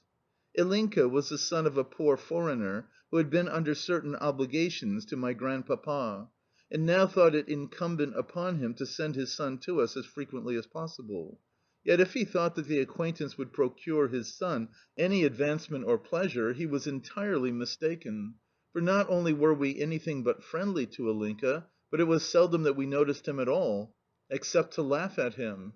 He was a boy of 13, tall and thin, with a pale, bird-like face, and a quiet, good-tempered expression. Though poorly dressed, he always had his head so thickly pomaded that we used to declare that on warm days it melted and ran down his neck. When I think of him now, it seems to me that he was a very quiet, obliging, and good-tempered boy. But at the time I thought him a creature so contemptible that he was not worth either attention or pity. Upstairs we set ourselves to astonish each other with gymnastic tours de force. Ilinka watched us with a faint smile of admiration, but refused an invitation to attempt a similar feat, saying that he had no strength. Seriosha was extremely captivating. His face and eyes glowed with laughter as he surprised us with tricks which we had never seen before. He jumped over 3 chairs put together, turned somersaults right across the room, and finally stood on his head on a pyramid of Tatishev's dictionaries, moving his legs about with such comical rapidity that it was impossible not to help bursting with merriment. After this last trick he pondered for a moment, blinking his eyes as usual, and then went up to Ilinka with a very serious face. "Try and do that," he said. "It is not really difficult." Ilinka, observing that the general attention was fixed upon him, blushed and said in an almost inaudible voice that he could not do the feat. "Well, what does he mean by doing nothing at all? What a girl the fellow is! He has just got to stand on his head," and Seriosha took him by the hand. "Yes, on your head at once! This instant, this instant!" every one shouted as we ran upon Ilinka and dragged him to the dictionaries, despite his being visibly pale and frightened. "Leave me alone! You are tearing my jacket!" cried the unhappy victim. But his exclamations of despair only encouraged us the more. We were dying with laughter, while the green jacket was bursting at every seam. Woloda and the eldest Ivan took his head and placed it on the dictionaries, while Seriosha and I seized his poor, thin legs (his struggles had stripped them upwards to the knees), and with boisterous laughter held them upright, the youngest Ivan superintending his general equilibrium. Suddenly a moment of silence occurred amid our boisterous laughter, a moment during which nothing was to be heard in the room but the panting of the miserable Ilinka. It occurred to me at that moment that, after all, there was nothing so very comical and pleasant in all this. "Now that's a boy!" cried Seriosha, giving Ilinka a smack with his hand. Ilinka said nothing, but made such desperate movements with his legs to free himself that his foot suddenly kicked Seriosha in the eye, with the result that, letting go of Ilinka's leg and covering the wounded member with one hand, Seriosha hit out at him with all his might with the other one. Of course, Ilinka's legs slipped down as, sinking exhausted to the floor and half suffocated with tears, he stammered out, "Why should you bully me so?" The poor fellow's miserable figure, with its streaming tears, ruffled hair, and crumpled trousers revealing dirty boots, touched us a little, and we stood silent and trying to smile. Seriosha was the first to recover himself. "What a girl! What a baby!" he said, giving Ilinka a slight kick. "He can't take things in fun a bit. Well, get up then!" "You are an utter beast, that's what you are!" said Ilinka, turning miserably away and sobbing. "Oh, oh! Would it still kick and show temper, then?" cried Seriosha, seizing a dictionary and throwing it at the unfortunate boy's head. Apparently it never occurred to Ilinka to take refuge from the missile. He merely guarded his head with his hands. "Well, that's enough now," added Seriosha with a forced laugh. "You deserve to be hurt if you can't take things in fun. Now let's go downstairs." I could not help looking with some compassion at the miserable creature on the floor, as, his face buried in the dictionary, he lay there sobbing almost as though he were in a fit. "Oh, Sergius," I said, "why have you done this?" "Well, you did it too. Besides, I did not cry this afternoon when I knocked my leg and nearly broke it." True enough, I thought. Ilinka is a poor, whining sort of a chap, while Seriosha is a boy, a real boy. It never occurred to my mind that possibly poor Ilinka was suffering far less from bodily pain than from the thought that 5 companions for whom he may have felt a genuine liking had for no reason at all combined to hurt and humiliate him. I cannot explain my cruelty on this occasion. Why did I not step forward to comfort and protect him? Where was the pitifulness which often made me burst into tears at the sight of a young bird fallen from its nest, or of a puppy being thrown over a wall, or of a chicken being killed by the cook for soup? Can it be that the better instinct in me was overshadowed by my affection for Seriosha and the desire to shine before so brave a boy? If so, how contemptible were both the affection and the desire!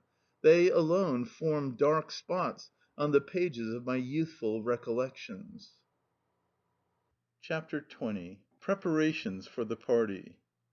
To judge from the extraordinary activity in the pantry, the shining cleanliness which imparted such a new and festal guise to certain articles in the salon and drawing room which I had long known as anything but resplendent, and the arrival of some musicians whom Prince Ivan would certainly not have sent for nothing, no small amount of company was to be expected that evening.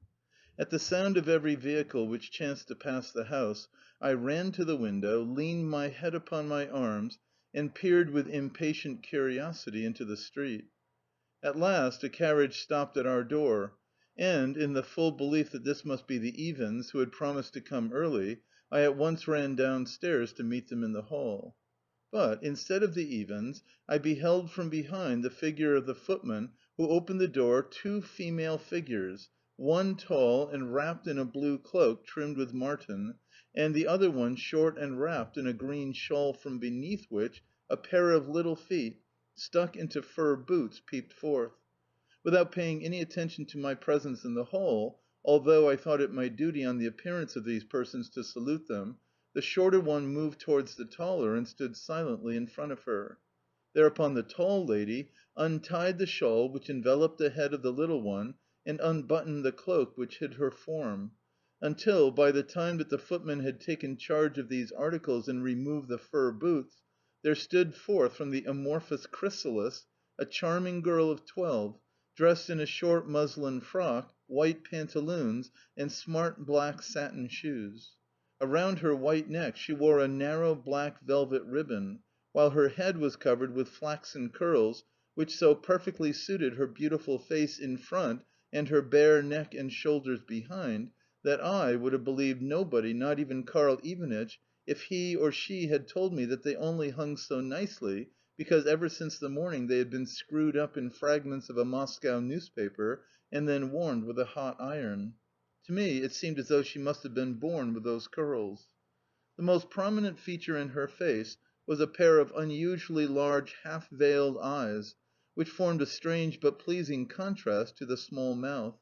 Her lips were closed, while her eyes looked so grave that the general expression of her face gave one the impression that a smile was never to be looked for from her. Wherefore, when a smile did come, it was all the more pleasing. Trying to escape notice, I slipped through the door of the salon, and then thought it necessary to be seen pacing to and fro, seemingly engaged in thought, as though unconscious of the arrival of guests. By the time, however, that the ladies had advanced to the middle of the salon, I seemed suddenly to awake from my reverie, and told them that Grandmamma was in the drawing room. Madame Valakhin, whose face pleased me extremely, especially since it bore a great resemblance to her daughter's, stroked my head kindly. Grandmamma seemed delighted to see Sonetchka. She invited her to come to her, put back a curl which had fallen over her brow, and, looking earnestly at her, said, "What a charming child!"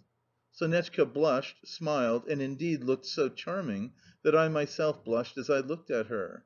"I hope you are going to enjoy yourself here, my love," said Grandmamma. "Pray be as merry and dance as much as ever you can. See, we have two beaux for her already," she added, turning to Madame Valakhin and stretching out her hand to me. This coupling of Sonetchka and myself pleased me so much that I blushed again. Feeling presently that my embarrassment was increasing, and hearing the sound of carriages approaching, I thought it wise to retire. In the hall I encountered the Princess Kornakoff, her son, and an incredible number of daughters. They had all of them the same face as their mother, and were very ugly. None of them arrested my attention. They talked in shrill tones as they took off their cloaks and boas, and laughed as they bustled about, probably at the fact that there were so many of them. Etienne was a boy of 15, tall and plump, with a sharp face, deep-set bluish eyes, and very large hands and feet for his age. Likewise he was awkward, and had a nervous, unpleasing voice. Nevertheless, he seemed very pleased with himself, and was, in my opinion, a boy who could well bear being beaten with rods. For a long time we confronted one another without speaking, as we took stock of each other. When the flood of dresses had swept past, I made shift to begin a conversation by asking him whether it had not been very close in the carriage. "I don't know," he answered indifferently. "I never ride inside it, for it makes me feel sick directly, and Mamma knows that. Whenever we are driving anywhere at night time, I always sit on the box. I like that, for then one sees everything. Philip gives me the reins, and sometimes the whip too, and then the people inside get a regular... well, you know," he added with a significant gesture. "It's splendid then." "Master Etienne," said a footman entering the hall, "Philip wishes me to ask you where you put the whip." "Where I put it? Why, I gave it back to him." "But he says that you did not." "Well, I laid it across the carriage lamps." "No, sir, he says that you did not do that either. You had better confess that you took it and lashed it to shreds. I suppose poor Philip will have to make good your mischief out of his own pocket." The footman, who looked a grave and honest man, seemed much put out by the affair, and determined to sift it to the bottom on Philip's behalf. Out of delicacy I pretended to notice nothing, and turned aside, but the other footmen present gathered round and looked approvingly at the old servant. "Hm! Well, I did tear it in pieces," at length confessed Etienne, shrinking from further explanations. "However, I will pay for it. Did you ever hear anything so absurd?" he added to me as he drew me towards the drawing room. "But excuse me, sir, how are you going to pay for it? I know your ways of paying. You have owed Maria Valericana 20 kopecks these 8 months now, and you have owed me something for 2 years, and Peter for..." "Hold your tongue, will you?" shouted the young fellow, pale with rage. "I shall report you for this." "Oh, you may do so," said the footman. "Yet it is not fair, your Highness," he added, with a peculiar stress on the title, as he departed with the ladies' wraps to the cloak room. We ourselves entered the salon. "Quite right, footman," remarked someone approvingly from the hall behind us. Grandmamma had a peculiar way of employing, now the second person singular, now the second person plural, in order to indicate her opinion of people. When the young Prince Etienne went up to her, she addressed him as "you," and altogether looked at him with such an expression of contempt that, had I been in his place, I should have been utterly crestfallen. Etienne, however, was evidently not a boy of that sort, for he not only took no notice of her reception of him, but none of her person either. In fact, he bowed to the company at large in a way which, though not graceful, was at least free from embarrassment. Sonetchka now claimed my whole attention.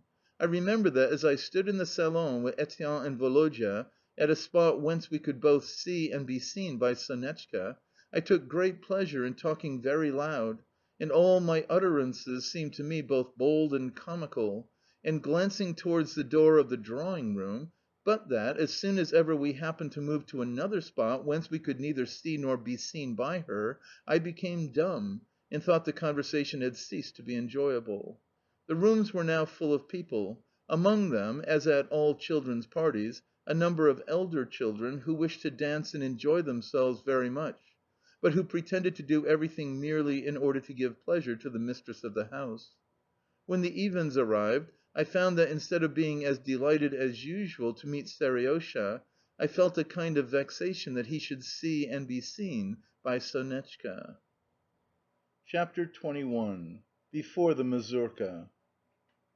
"Hullo, Woloda! So we are going to dance to night," said Seriosha, issuing from the drawing room and taking out of his pocket a brand new pair of gloves. "I suppose it IS necessary to put on gloves." "Goodness! What shall I do? We have no gloves," I thought to myself. "I must go upstairs and search about." Yet, though I rummaged in every drawer, I only found in one of them my green travelling mittens, and in another a single lilac coloured glove, a thing which could be of no use to me, firstly, because it was very old and dirty, secondly, because it was much too large for me, and thirdly, and principally, because the middle finger was wanting, Karl having long ago cut it off to wear over a sore nail. However, I put it on, not without some diffident contemplation of the blank left by the middle finger, and of the ink-stained edges round the vacant space. If only Natalia Savishna had been here, I reflected, we should certainly have found some gloves. I can't go downstairs in this condition. Yet if they ask me why I am not dancing, what am I to say? However, I can't remain here either, or they will be sending upstairs to fetch me. What on earth am I to do? And I wrung my hands. "What are you up to here?" asked Woloda as he burst into the room. "Go and engage a partner. The dancing will be beginning directly." "Woloda," I said despairingly, as I showed him my hand, with 2 fingers thrust into a single finger of the dirty glove. "Woloda, you never thought of this!" "Of what?" he said impatiently. "Oh, of gloves?" he added with a careless glance at my hand. "That's nothing. We can ask Grandmamma what she thinks about it," and without further ado he departed downstairs. I felt a trifle relieved by the coolness with which he had met a situation which seemed to me so grave, and hastened back to the drawing room, completely forgetful of the unfortunate glove which still adorned my left hand. Cautiously approaching Grandmamma's armchair, I asked her in a whisper: "Grandmamma, what are we to do? We have no gloves." "What, my love?" "We have no gloves," I repeated, at the same time bending over towards her and laying both hands on the arm of her chair. "But what is that?" she cried as she caught hold of my left hand. "Look, my dear," she continued, turning to Madame Valakhin. "See how smart this young man has made himself to dance with your daughter." As Grandmamma persisted in retaining hold of my hand, and gazing with a mock air of gravity and interrogation at all around her, curiosity was soon aroused, and a general air of laughter ensued. I should have been infuriated at the thought that Seriosha was present to see this, as I scowled with embarrassment and struggled hard to free my hand, had it not been that somehow Sonetchka's laughter and she was laughing to such a degree that the tears were standing in her eyes and the curls dancing about her lovely face took away my feeling of humiliation. I felt that her laughter was not satirical, but only natural and free, so that as we laughed together and looked at one another, there seemed to begin a kind of sympathy between us. Instead of turning out badly, therefore, the episode of the glove served only to set me at my ease among the dreaded circle of guests, and to make me cease to feel oppressed with shyness. The sufferings of shy people proceed only from the doubts which they feel concerning the opinions of their fellows.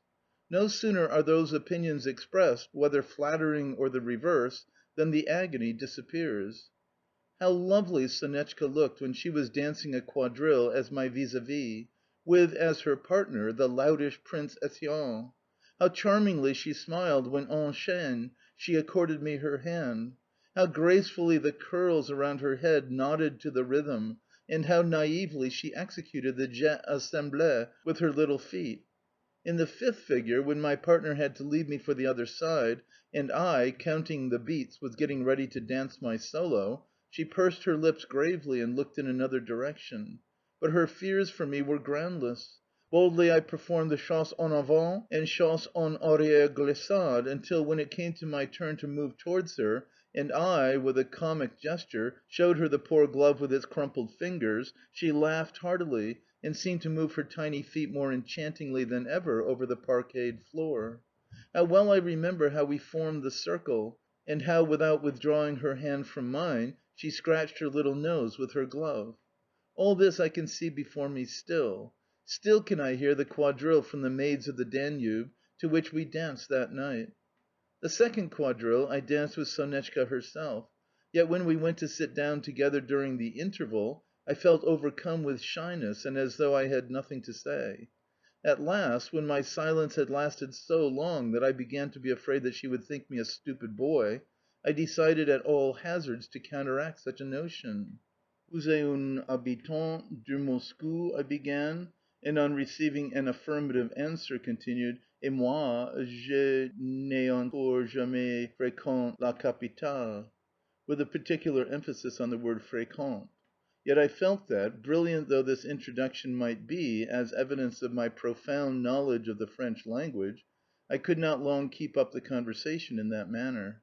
Our turn for dancing had not yet arrived, and silence again ensued between us. I kept looking anxiously at her in the hope both of discerning what impression I had produced and of her coming to my aid.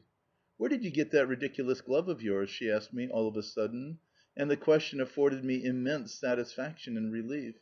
I replied that the glove belonged to Karl Evenich, and then went on to speak ironically of his appearance, and to describe how comical he looked in his red cap, and how he and his green coat had once fallen plump off a horse into a pond.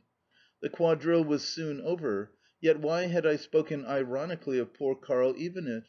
Should I, forsooth, have sunk in Sonetchka's esteem if, on the contrary, I had spoken of him with the love and respect which I undoubtedly bore him?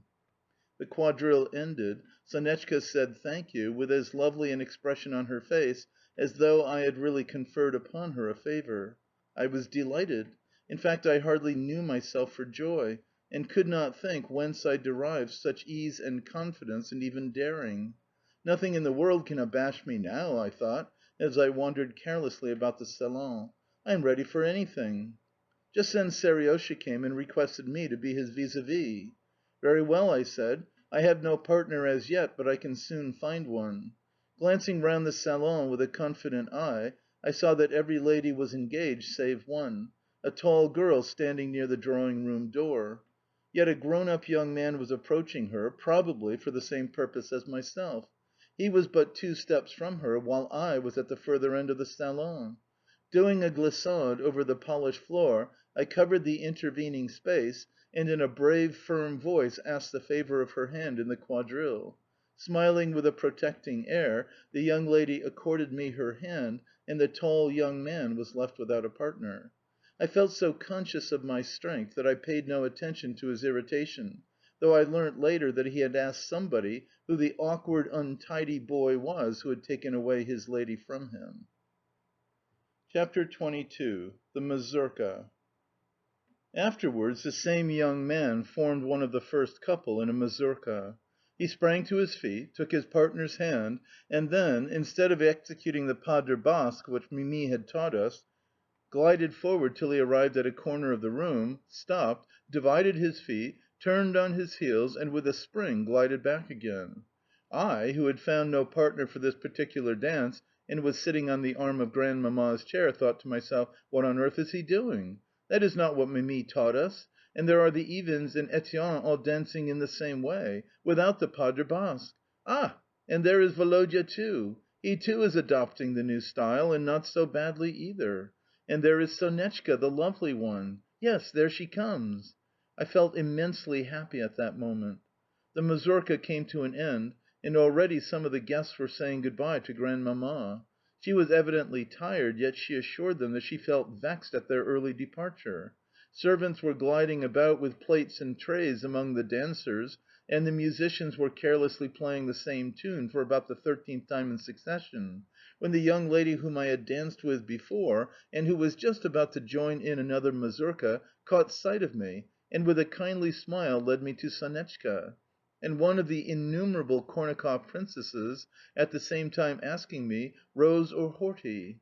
"Ah, so it's you!" said Grandmamma as she turned round in her armchair. "Go and dance then, my boy." Although I would fain have taken refuge behind the armchair, rather than leave its shelter I could not refuse, so I got up, said "Rose," and looked at Sonetchka. Before I had time to realise it, however, a hand in a white glove laid itself on mine, and the Kornakoff girl stepped forth with a pleased smile, and evidently no suspicion that I was ignorant of the steps of the dance. I only knew that the pas de basque, the only figure of it which I had been taught, would be out of place. However, the strains of the mazurka falling upon my ears and imparting their usual impulse to my acoustic nerves, which in their turn imparted their usual impulse to my feet, I involuntarily, and to the amazement of the spectators, began executing on tiptoe the sole and fatal pas which I had been taught. So long as we went straight ahead I kept fairly right, but when it came to turning I saw that I must make preparations to arrest my course. Accordingly, to avoid any appearance of awkwardness, I stopped short, with the intention of imitating the wheel about which I had seen the young man perform so neatly. Unfortunately, just as I divided my feet and prepared to make a spring, the Princess Kornakoff looked sharply round at my legs with such an expression of stupefied amazement and curiosity that the glance undid me. Instead of continuing to dance, I remained moving my legs up and down on the same spot in a sort of extraordinary fashion which bore no relation whatever either to form or rhythm. At last I stopped altogether. Every one was looking at me, some with curiosity, some with astonishment, some with disdain, and some with compassion. Grandmamma alone seemed unmoved. "You should not dance if you don't know the steps," said Papa's angry voice in my ear, as, pushing me gently aside, he took my partner's hand, completed the figures with her to the admiration of every one, and finally led her back to her place. The mazurka was at an end. Ah me! What had I done to be punished so heavily? "Every one despises me and will always despise me," I thought to myself. "The way is closed for me to friendship, love, and fame. All is lost." Why had Woloda made signs to me which every one saw, yet which could in no way help me? Why had that disgusting princess looked at my legs? Why had Sonetchka she was a darling, of course yet why, oh why had she smiled at that moment? Why had Papa turned red and taken my hand? Can it be that he was ashamed of me? Oh, it was dreadful! Alas, if only Mamma had been there, she would never have blushed for her Nikolenka. How on the instant that dear image led my imagination captive! I seemed to see once more the meadow before our house, the tall lime trees in the garden, the clear pond where the ducks swam, the blue sky dappled with white clouds, the sweet smelling ricks of hay. How those memories, aye, and many another quiet, beloved recollection, floated through my mind at that time! CHAPTER XXIII. After the mazurka. At supper the young man whom I have mentioned seated himself beside me at the children's table, and treated me with an amount of attention which would have flattered my self esteem had I been able, after the occurrence just related, to give a thought to anything beyond my failure in the mazurka. However, the young man seemed determined to cheer me up. He jested, called me "old boy," and finally, since none of the elder folks were looking at us, began to help me to wine, first from one bottle and then from another, and to force me to drink it off quickly. By the time, towards the end of supper, that a servant had poured me out a quarter of a glass of champagne, and the young man had straightway bid him fill it up, and urged me to drink the beverage off at a draught, I had begun to feel a grateful warmth diffusing itself through my body. I also felt well disposed towards my kind patron, and began to laugh heartily at everything. Suddenly the music of the Grossvater dance struck up, and every one rushed from the table. My friendship with the young man had now outlived its day, so that whereas he joined a group of the older folks, I approached Madame Valakhin to hear what she and her daughter had to say to one another. "Just half an hour more?" Sonetchka was imploring her. "Impossible, my dearest." "Yet only to please me, just this once?" Sonetchka went on persuasively. "Well, what if I should be ill to morrow through all this dissipation?" rejoined her mother, and was incautious enough to smile. "There, you do consent, and we can stay after all!" exclaimed Sonetchka, jumping for joy. "What is to be done with such a girl?" said Madame. "Well, run away and dance. See," she added on perceiving myself, "here is a cavalier ready waiting for you." Sonetchka gave me her hand, and we darted off to the salon. The wine, added to Sonetchka's presence and gaiety, had at once made me forget all about the unfortunate end of the mazurka. I kept executing the most splendid feats with my legs, now imitating a horse as he throws out his hoofs in the trot, now stamping like a sheep infuriated at a dog, and all the while laughing regardless of appearances.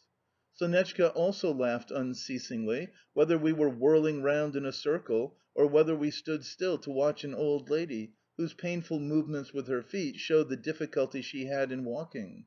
Finally, Sonetchka nearly died of merriment when I jumped half way to the ceiling in proof of my skill.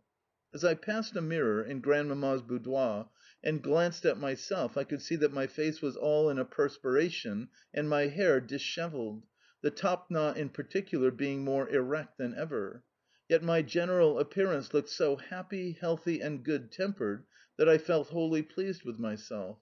If I were always as I am now, I thought, I might yet be able to please people with my looks. Yet as soon as I glanced at my partner's face again, and saw there not only the expression of happiness, health, and good temper which had just pleased me in my own, but also a fresh and enchanting beauty besides, I felt dissatisfied with myself again. I understood how silly of me it was to hope to attract the attention of such a wonderful being as Sonetchka. I could not hope for reciprocity, could not even think of it, yet my heart was overflowing with happiness. I could not imagine that the feeling of love which was filling my soul so pleasantly could require any happiness still greater, or wish for more than that that happiness should never cease. I felt perfectly contented. My heart beat like that of a dove, with the blood constantly flowing back to it, and I almost wept for joy.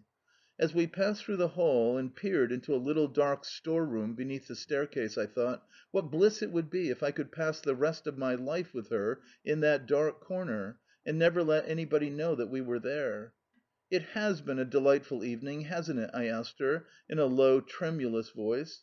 Then I quickened my steps, as much out of fear of what I had said as out of fear of what I had meant to imply.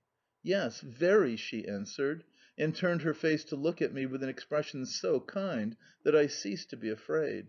I went on. "Particularly since supper. Yet if you could only know how I regret," I had nearly said, "how miserable I am at your going, and to think that we shall see each other no more." "But why shouldn't we?" she asked, looking gravely at the corner of her pocket handkerchief and gliding her fingers over a lattice screen which we were passing. "Every Tuesday and Friday I go with Mamma to the Iverskoy Prospect. I suppose you go for walks too sometimes?" "Well, certainly I shall ask to go for one next Tuesday, and if they won't take me I shall go by myself, even without my hat if necessary. I know the way all right." "Do you know what I have just thought of?" she went on. "You know, I call some of the boys who come to see us 'thou.' Shall you and I call each other 'thou' too? Wilt thou?" she added, bending her head towards me and looking me straight in the eyes. At this moment a more lively section of the Grossvater dance began. "Give me your hand," I said, under the impression that the music and din would drown my exact words, but she smilingly replied, "Thy hand, not your hand." Yet the dance was over before I had succeeded in saying "thou," even though I kept conning over phrases in which the pronoun could be employed, and employed more than once. All that I wanted was the courage to say it. "Wilt thou?" and "thy hand" sounded continually in my ears, and caused in me a kind of intoxication. I could hear and see nothing but Sonetchka. I watched her mother take her curls, lay them flat behind her ears, thus disclosing portions of her forehead and temples which I had not yet seen, and wrap her up so completely in the green shawl that nothing was left visible but the tip of her nose. Indeed, I could see that if her little rosy fingers had not made a small opening near her mouth, she would have been unable to breathe.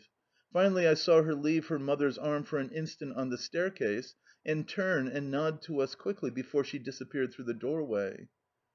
Woloda, the Iwins, the young Prince Etienne, and myself were all of us in love with Sonetchka, and all of us standing on the staircase to follow her with our eyes. To whom in particular she had nodded I do not know, but at the moment I firmly believed it to be myself. In taking leave of the Iwins I spoke quite unconcernedly and even coldly to Seriosha before I finally shook hands with him. Though he tried to appear absolutely indifferent, I think he understood that from that day forth he had lost both my affection and his power over me, as well as that he regretted it.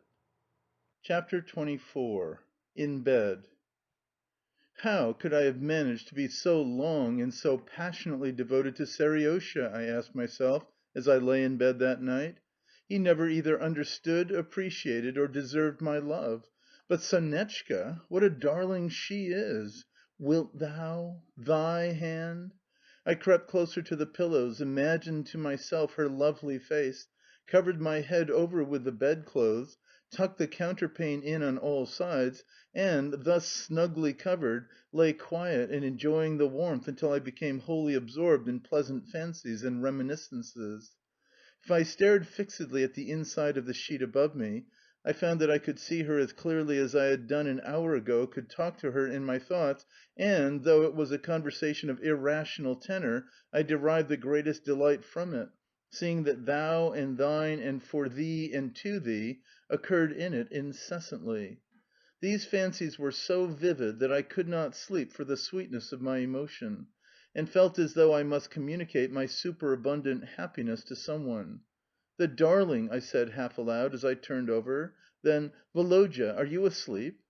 "No," he replied in a sleepy voice. "What's the matter?" "I am in love, Woloda, terribly in love with Sonetchka." "Well, anything else?" he replied, stretching himself. Oh, but you cannot imagine what I feel just now as I lay covered over with the counterpane. I could see her and talk to her so clearly that it was marvellous. And, do you know, while I was lying thinking about her, I don't know why it was, but all at once I felt so sad that I could have cried." Woloda made a movement of some sort. "One thing only I wish for," I continued, "and that is that I could always be with her and always be seeing her just that. You are in love too, I believe. Confess that you are." It was strange, but somehow I wanted every one to be in love with Sonetchka, and every one to tell me that they were so. "So that's how it is with you," said Woloda, turning round to me. "Well, I can understand it." "I can see that you cannot sleep," I remarked, observing by his bright eyes that he was anything but drowsy. "Well, cover yourself over so," and I pulled the bedclothes over him, "and then let us talk about her. Isn't she splendid? If she were to say to me, 'Nikolenka, jump out of the window,' or 'jump into the fire,' I should say, 'Yes, I will do it at once,' and rejoice in doing it. Oh, how glorious she is!" I went on picturing her again and again to my imagination, and, to enjoy the vision the better, turned over on my side and buried my head in the pillows, murmuring, "Oh, I want to cry, Woloda." "What a fool you are!" he said with a slight laugh. Then, after a moment's silence, he added, "I am not like you. I think I would rather sit and talk with her." "Ah, then you are in love with her?" I interrupted. "And then," went on Woloda, smiling tenderly, "kiss her fingers and eyes and lips and nose and feet, kiss all of her." "How absurd!" I exclaimed from beneath the pillows. "Ah, you don't understand things," said Woloda with contempt. "I do understand. It's you who don't understand things, and you talk rubbish too," I replied, half crying. "Well, there's nothing to cry about," he concluded. "She is only a girl." CHAPTER XXV. THE LETTER. On the 16th of April, nearly 6 months after the day just described, Papa entered our schoolroom and told us that that night we must start with him for our country house. I felt a pang at my heart when I heard the news, and my thoughts at once turned to Mamma. The cause of our unexpected departure was the following letter: Petrovskoe, 12th April. Only this moment, that is, at 10 o'clock in the evening, have I received your dear letter of the 3rd of April, but as usual I answer it at once. Fyodor brought it yesterday from town, but as it was late he did not give it to Mimi till this morning, and Mimi, since I was unwell, kept it from me all day. I have been a little feverish. In fact, to tell the truth, this is the 4th day that I have been in bed. Yet do not be uneasy. I feel almost myself again now, and if Ivan Vassilitch should allow me, I should think of getting up to morrow. On Friday last I took the girls for a drive, and close to the little bridge by the turning on to the high road the place which always makes me nervous the horses and carriage stuck fast in the mud. Well, the day being fine, I thought that we would walk a little up the road until the carriage should be extricated. But no sooner had we reached the chapel than I felt obliged to sit down. I was so tired, and in this way half an hour passed while help was being sent for to get the carriage dug out. I felt cold, for I had only thin boots on, and they had been wet through. After luncheon, too, I had alternate cold and hot fits, yet still continued to follow our ordinary routine. When tea was over, I sat down to the piano to play a duet with Lubotshka. You would be astonished to hear what progress she has made. But imagine my surprise when I found that I could not count the beats. Several times I began to do so, yet always felt confused in my head, and kept hearing strange noises in my ears.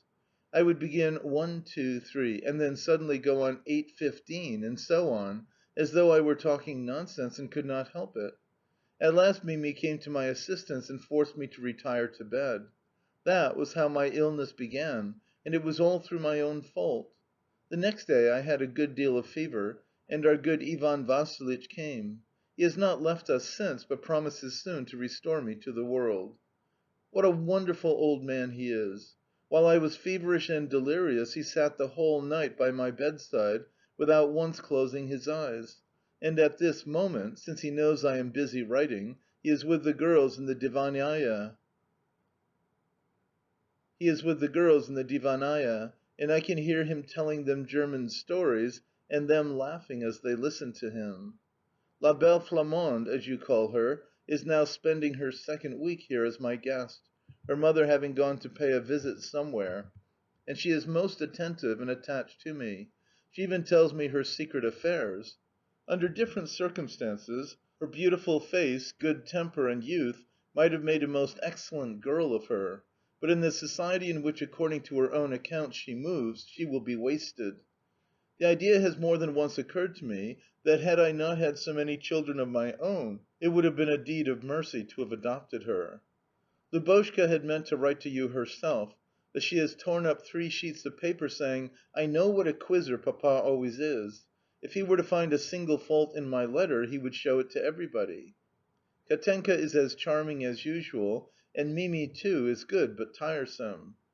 Now let me speak of more serious matters. You write to me that your affairs are not going well this winter, and that you wish to break into the revenues of Chabarovska. It seems to me strange that you should think it necessary to ask my consent. Surely what belongs to me belongs no less to you? You are so kind-hearted, dear, that for fear of worrying me you conceal the real state of things. But I can guess that you have lost a great deal at cards, as also that you are afraid of my being angry at that. Yet, so long as you can tide over this crisis, I shall not think much of it, and you need not be uneasy. I have grown accustomed to no longer relying, so far as the children are concerned, upon your gains at play, nor yet, excuse me for saying so, upon your income. Therefore your losses cause me as little anxiety as your gains give me pleasure. What I really grieve over is your unhappy passion itself for gambling, a passion which bereaves me of part of your tender affection, and obliges me to tell you such bitter truths as, God knows with what pain, I am telling you now. I never cease to beseech Him that He may preserve us, not from poverty, for what is poverty, but from the terrible juncture which would arise should the interests of the children, which I am called upon to protect, ever come into collision with our own. Hitherto God has listened to my prayers.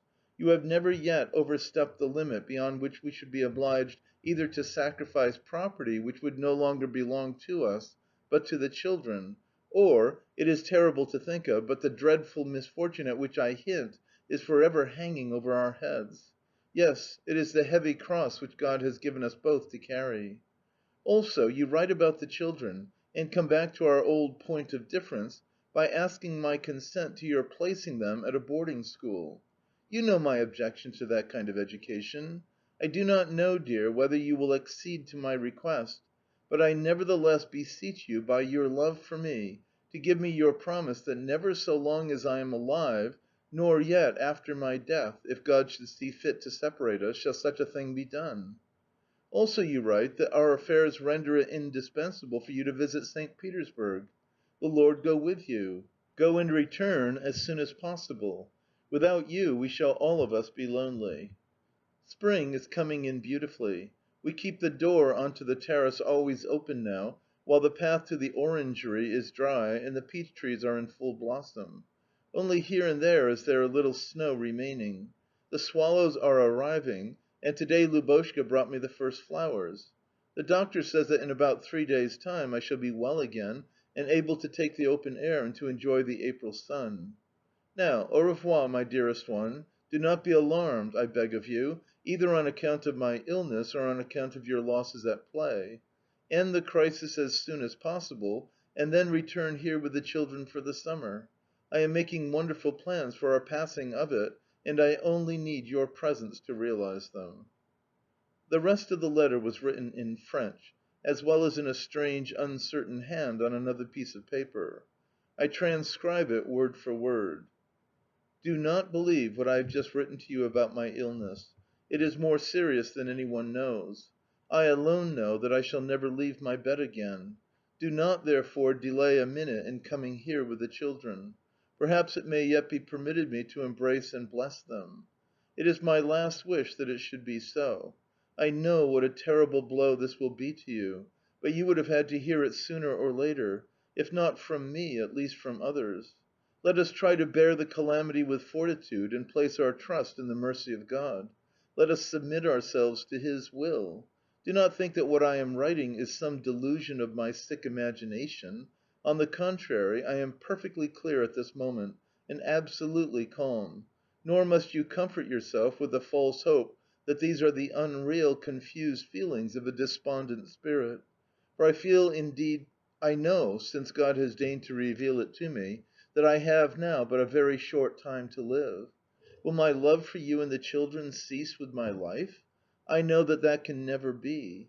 At this moment I am too full of that love to be capable of believing that such a feeling, which constitutes a part of my very existence, can ever perish. My soul can never lack its love for you, and I know that that love will exist forever, since such a feeling could never have been awakened if it were not to be eternal. I shall no longer be with you, yet I firmly believe that my love will cleave to you always, and from that thought I glean such comfort that I await the approach of death calmly and without fear. Yes, I am calm, and God knows that I have ever looked and do look now upon death as no more than the passage to a better life. Yet why do tears blind my eyes? Why should the children lose a mother's love? Why must you, my husband, experience such a heavy and unlooked for blow? Why must I die when your love was making life so inexpressibly happy for me? But His holy will be done. The tears prevent my writing more. It may be that I shall never see you again. I thank you, my darling beyond all price, for all the felicity with which you have surrounded me in this life. Soon I shall appear before God Himself to pray that He may reward you. Farewell, my dearest. Remember that if I am no longer here, my love will none the less never and nowhere fail you. Farewell, Woloda. Farewell, my pet. Farewell, my Benjamin, my little Nikolenka. Surely they will never forget me. With this letter had come also a French one from Mimi, in which the latter said: "The sad circumstances of which she has written to you are but too surely confirmed by the words of the doctor. Yesterday evening she ordered the letter to be posted at once, but, thinking that she did so in delirium, I waited until this morning with the intention of sealing and sending it then. Hardly had I done so when Natalia Nicolaevna asked me what I had done with the letter, and told me to burn it if not yet dispatched. She is for ever speaking of it and saying that it will kill you. Do not delay your departure for an instant if you wish to see the angel before she leaves us. Pray excuse this scribble, but I have not slept now for 3 nights. You know how much I love her." Later I heard from Natalia Savishna, who passed the whole of the night of the 11th April at Mamma's bedside, that after writing the first part of the letter, Mamma laid it down upon the table beside her and went to sleep for a while. "I confess," said Natalia Savishna, "that I too fell asleep in the armchair, and let my knitting slip from my hands. Suddenly, towards 1 o'clock in the morning, I heard her saying something, whereupon I opened my eyes and looked at her. My darling was sitting up in bed, with her hands clasped together and streams of tears gushing from her eyes. 'It is all over now,' she said, and hid her face in her hands. I sprang to my feet and asked what the matter was. 'Ah, Natalia Savishna, if you could only know what I have just seen,' she said. Yet, for all my asking, she would say no more, beyond commanding me to hand her the letter. To that letter she added something, and then said that it must be sent off directly. From that moment she grew rapidly worse." CHAPTER XXVI. What awaited us at the country house. On the 18th of April we descended from the carriage at the front door of the house at Petrovskoe. All the way from Moscow Papa had been preoccupied, and when Woloda had asked him whether Mamma was ill, he had looked at him sadly and nodded an affirmative. Nevertheless, he had grown more composed during the journey, and it was only when we were actually approaching the house that his face again began to grow anxious, until, as he leaped from the carriage and asked Foka, who had run breathlessly to meet us, "How is Natalia Nicolaevna now?" his voice was trembling and his eyes had filled with tears. The good old Foka looked at us and then lowered his gaze again. Finally he said, as he opened the hall door and turned his head aside, "It is the 6th day since she has not left her bed." Milka, who, as we afterwards learned, had never ceased to whine from the day when Mamma was taken ill, came leaping joyfully to meet Papa, and barking a welcome as she licked his hands, but Papa put her aside and went first to the drawing room, and then into the divannaia from which a door led into the bedroom. The nearer he approached the latter, the more did his movements express the agitation that he felt. Entering the divannaia, he crossed it on tiptoe, seeming to hold his breath. Even then he had to stop and make the sign of the cross before he could summon up courage to turn the handle. At the same moment Mimi, with dishevelled hair and eyes red with weeping, came hastily out of the corridor. "Ah, Peter Alexandritch!" she said in a whisper and with a marked expression of despair. Then, observing that Papa was trying to open the door, she whispered again, "Not here. This door is locked. Go round to the door on the other side." Oh, how terribly all this wrought upon my imagination, racked as it was by grief and terrible forebodings! So we went round to the other side. In the corridor we met the gardener, Akim, who had been wont to amuse us with his grimaces. But at this moment I could see nothing comical in him. Indeed, the sight of his thoughtless, indifferent face struck me more painfully than anything else. In the maidservants' hall through which we had to pass, two maids were sitting at their work, but rose to salute us with an expression so mournful that I felt completely overwhelmed. Passing also through Mimi's room, Papa opened the door of the bedroom, and we entered. The two windows on the right were curtained over, and close to them was seated Natalia Savishna, spectacles on nose and engaged in darning stockings. She did not approach us to kiss me as she had been used to do, but just rose and looked at us, her tears beginning to flow afresh. Somehow it frightened me to see every one, on beholding us, begin to cry, although they had been calm enough before. On the left stood the bed behind a screen, while in the great armchair the doctor lay asleep. Beside the bed a young fair-haired and remarkably beautiful girl in a white morning wrapper was applying ice to Mamma's head. Mamma herself I could not see. This girl was La Belle Flamande of which Mamma had written, and who afterwards played so important a part in our family life. As we entered, she disengaged one of her hands, straightened the pleats of her dress on her bosom, and whispered, "She is insensible." Though I was in an agony of grief, I observed at that moment every little detail. It was almost dark in the room, and very hot, while the air was heavy with the mingled scent of mint, eau de Cologne, camomile, and Hoffman's pastilles. The latter ingredient caught my attention so strongly that even now I can never hear of it, or even think of it, without my memory carrying me back to that dark, close room, and all the details of that dreadful time. Mamma's eyes were wide open, but they could not see us. Never shall I forget the terrible expression in them, the expression of agonies of suffering. Then we were taken away.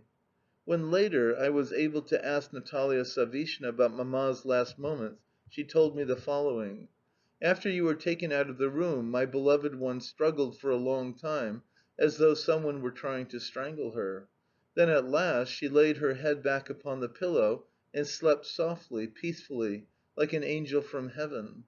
I went away for a moment to see about her medicine, and just as I entered the room again my darling was throwing the bedclothes from off her and calling for your Papa. He stooped over her, but strength failed her to say what she wanted to. All she could do was to open her lips and gasp, 'My God! My God! The children! The children!' I would have run to fetch you, but Ivan Vassilitch stopped me, saying that it would only excite her, it were best not to do so. Then suddenly she stretched her arms out and dropped them again. What she meant by that gesture the good God alone knows, but I think that in it she was blessing you, you, the children whom she could not see. God did not grant her to see her little ones before her death.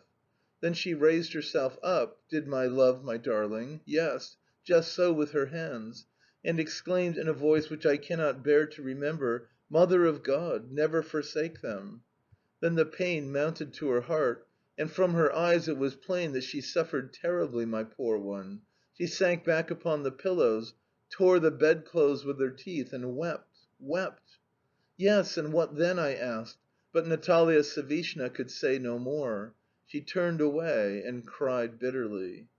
Mamma had expired in terrible agonies.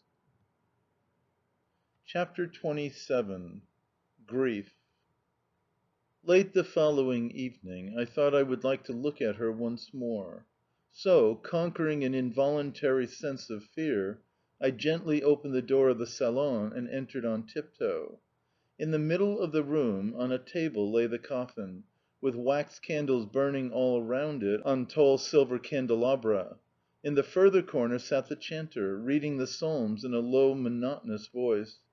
I stopped at the door and tried to look, but my eyes were so weak with crying, and my nerves so terribly on edge, that I could distinguish nothing. Every object seemed to mingle together in a strange blur: the candles, the brocade, the velvet, the great candelabra, the pink satin cushion trimmed with lace, the chaplet of flowers, the ribbon cap, and something of a transparent wax-like colour. I mounted a chair to see her face, yet where it should have been I could see only that wax-like, transparent something.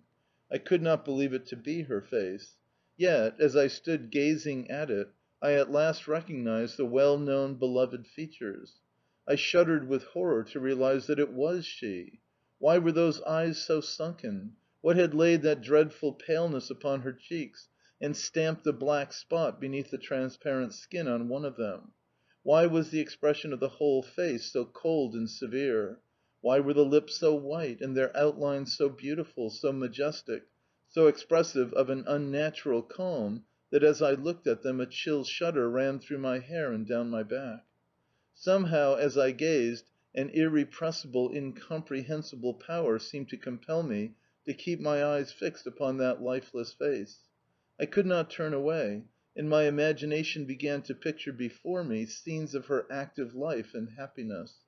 I forgot that the corpse lying before me now, the thing at which I was gazing unconsciously, as at an object which had nothing in common with my dreams, was she. I fancied I could see her, now here, now there, alive, happy, and smiling. Then some well known feature in the face at which I was gazing would suddenly arrest my attention, and in a flash I would recall the terrible reality and shudder, though still unable to turn my eyes away. Then again the dreams would replace reality. Then again the reality put to flight the dreams. At last the consciousness of both left me, and for a while I became insensible. How long I remained in that condition I do not know, nor yet how it occurred.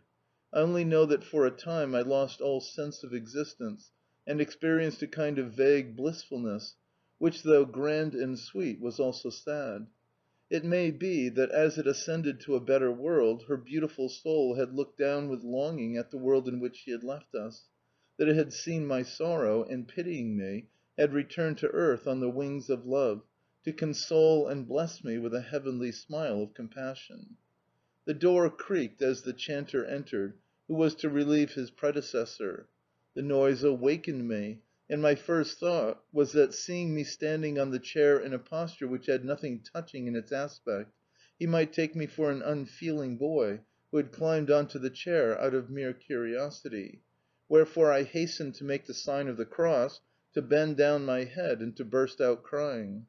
As I recall now my impressions of that episode, I find that it was only during my moments of self forgetfulness that my grief was whole hearted. True, both before and after the funeral I never ceased to cry and to look miserable, yet I feel conscience stricken when I recall that grief of mine, seeing that always present in it there was an element of conceit, of a desire to show that I was more grieved than any one else, of an interest which I took in observing the effect produced upon others by my tears, and of an idle curiosity leading me to remark Mimi's bonnet and the faces of all present. The mere circumstance that I despised myself for not feeling grief to the exclusion of everything else, and that I endeavoured to conceal the fact, shows that my sadness was insincere and unnatural. I took a delight in feeling that I was unhappy, and in trying to feel more so.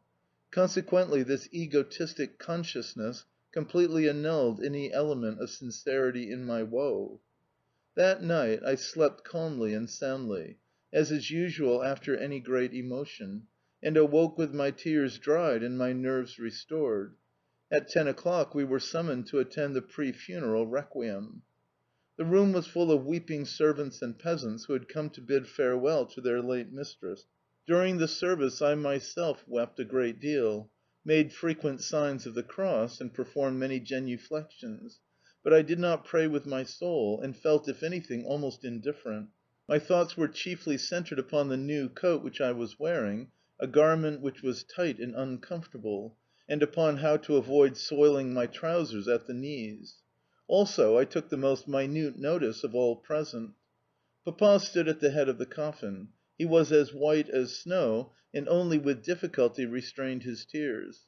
His tall figure in its black frock coat, his pale, expressive face, the graceful, assured manner in which, as usual, he made the sign of the cross, or bowed until he touched the floor with his hand (a custom of the Greek funeral rite), or took the candle from the priest, or went to the coffin, all were exceedingly effective. Yet for some reason or another I felt a grudge against him for that very ability to appear effective at such a moment. Mimi stood leaning against the wall as though scarcely able to support herself. Her dress was all awry and covered with feathers, and her cap cocked to one side, while her eyes were red with weeping, her legs trembling under her, and she sobbed incessantly in a heart-rending manner as ever and again she buried her face in her handkerchief or her hands. I imagine that she did this to check her continual sobbing without being seen by the spectators.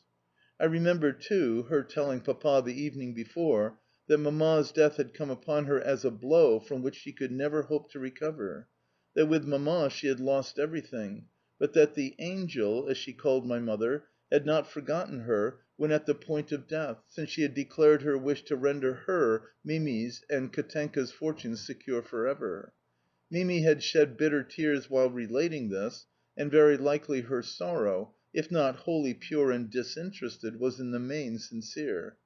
Lubotshka, in black garments and suffused with tears, stood with her head bowed upon her breast. She rarely looked at the coffin, yet whenever she did so her face expressed a sort of childish fear. Katenka stood near her mother and, despite her lengthened face, looked as lovely as ever. Woloda's frank nature was frank also in grief. He stood looking grave and as though he were staring at some object with fixed eyes. Then suddenly his lips would begin to quiver and he would hastily make the sign of the cross and bend his head again. Such of those present as were strangers I found intolerable. In fact, the phrases of condolence with which they addressed Papa, such, for instance, as that she is better off now, she was too good for this world, and so on, awakened in me something like fury. What right had they to weep over or to talk about her? Some of them, in referring to ourselves, called us orphans, just as though it were not a matter of common knowledge that children who have lost their mother are known as orphans. Probably, I thought, they liked to be the first to give us that name, just as some people find pleasure in being the first to address a newly married girl as Madame. In a far corner of the room, and almost hidden by the open door of the dining room, stood a grey old woman with bent knees. With hands clasped together and eyes lifted to heaven, she prayed only, not wept. Her soul was in the presence of God, and she was asking Him soon to reunite her to her whom she had loved beyond all beings on the earth, and whom she steadfastly believed that she would very soon meet again. There stands one who sincerely loved her, I thought to myself, and felt ashamed. The requiem was over. They uncovered the face of the deceased, and all present except ourselves went to the coffin to give her the kiss of farewell. One of the last to take leave of her departed mistress was a peasant woman who was holding by the hand a pretty little girl of 5, whom she had brought with her, God knows for what reason. Just at a moment when I chanced to drop my wet handkerchief and was stooping to pick it up again, a loud, piercing scream startled me, and filled me with such terror that were I to live 100 years more I should never forget it. Even now the recollection always sends a cold shudder through my frame. I raised my head. Standing on the chair near the coffin was the peasant woman, while struggling and fighting in her arms was the little girl.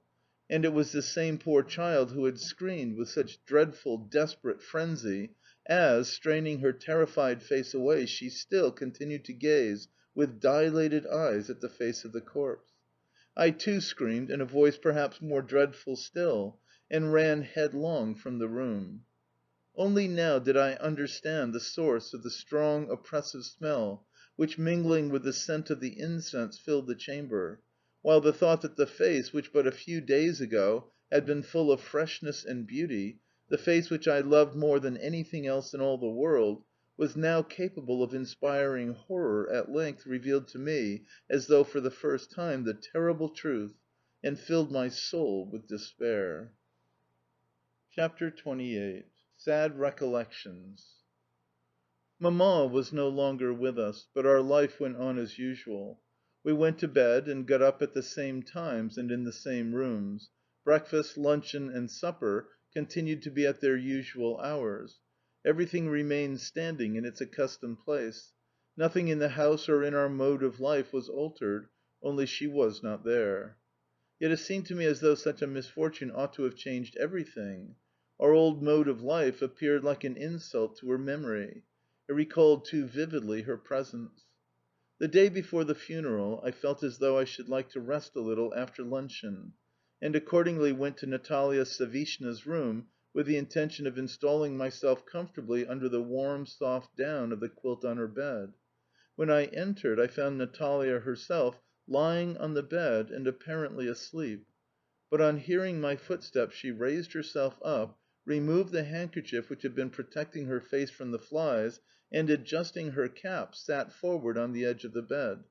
Since it frequently happened that I came to lie down in her room, she guessed my errand at once and said: "So you have come to rest here a little, have you? Lie down then, my dearest."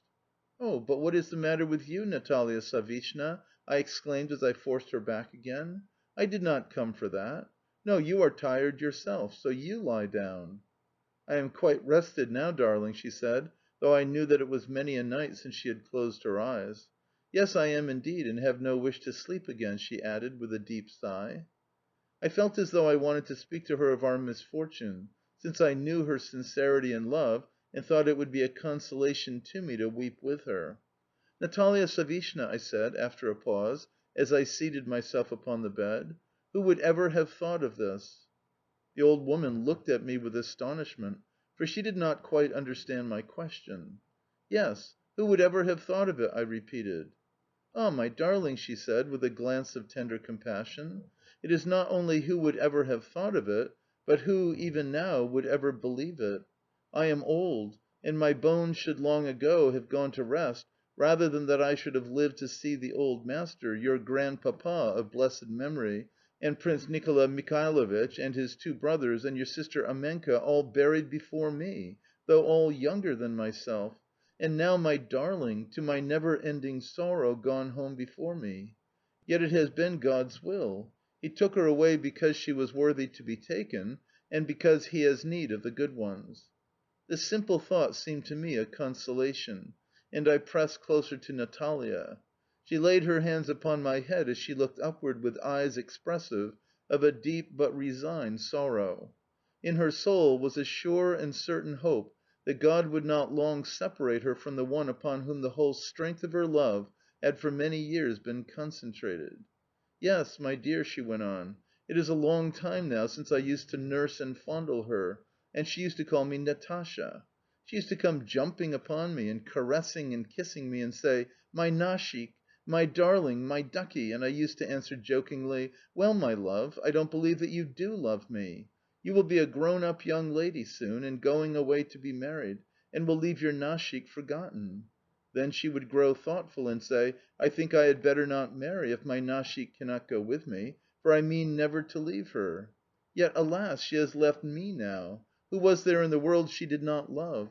Yes, my dearest, it must never be possible for you to forget your Mamma. She was not a being of earth. She was an angel from heaven. When her soul has entered the heavenly kingdom she will continue to love you, and to be proud of you even there."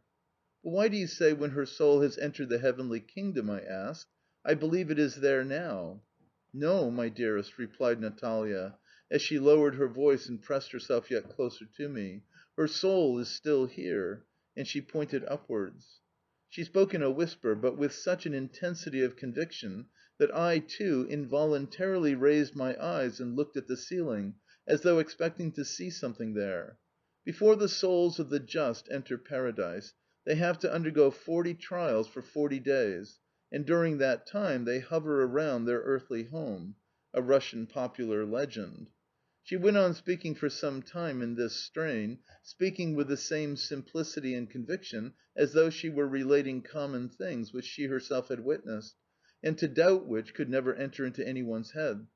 I listened almost breathlessly, and though I did not understand all she said, I never for a moment doubted her word. "Yes, my darling, she is here now, and perhaps looking at us and listening to what we are saying," concluded Natalia. Raising her head, she remained silent for a while. At length she wiped away the tears which were streaming from her eyes, looked me straight in the face, and said in a voice trembling with emotion: "Ah, it is through many trials that God is leading me to Him. Why, indeed, am I still here? Whom have I to live for? Whom have I to love?" "Do you not love us, then?" I asked sadly, and half choking with my tears.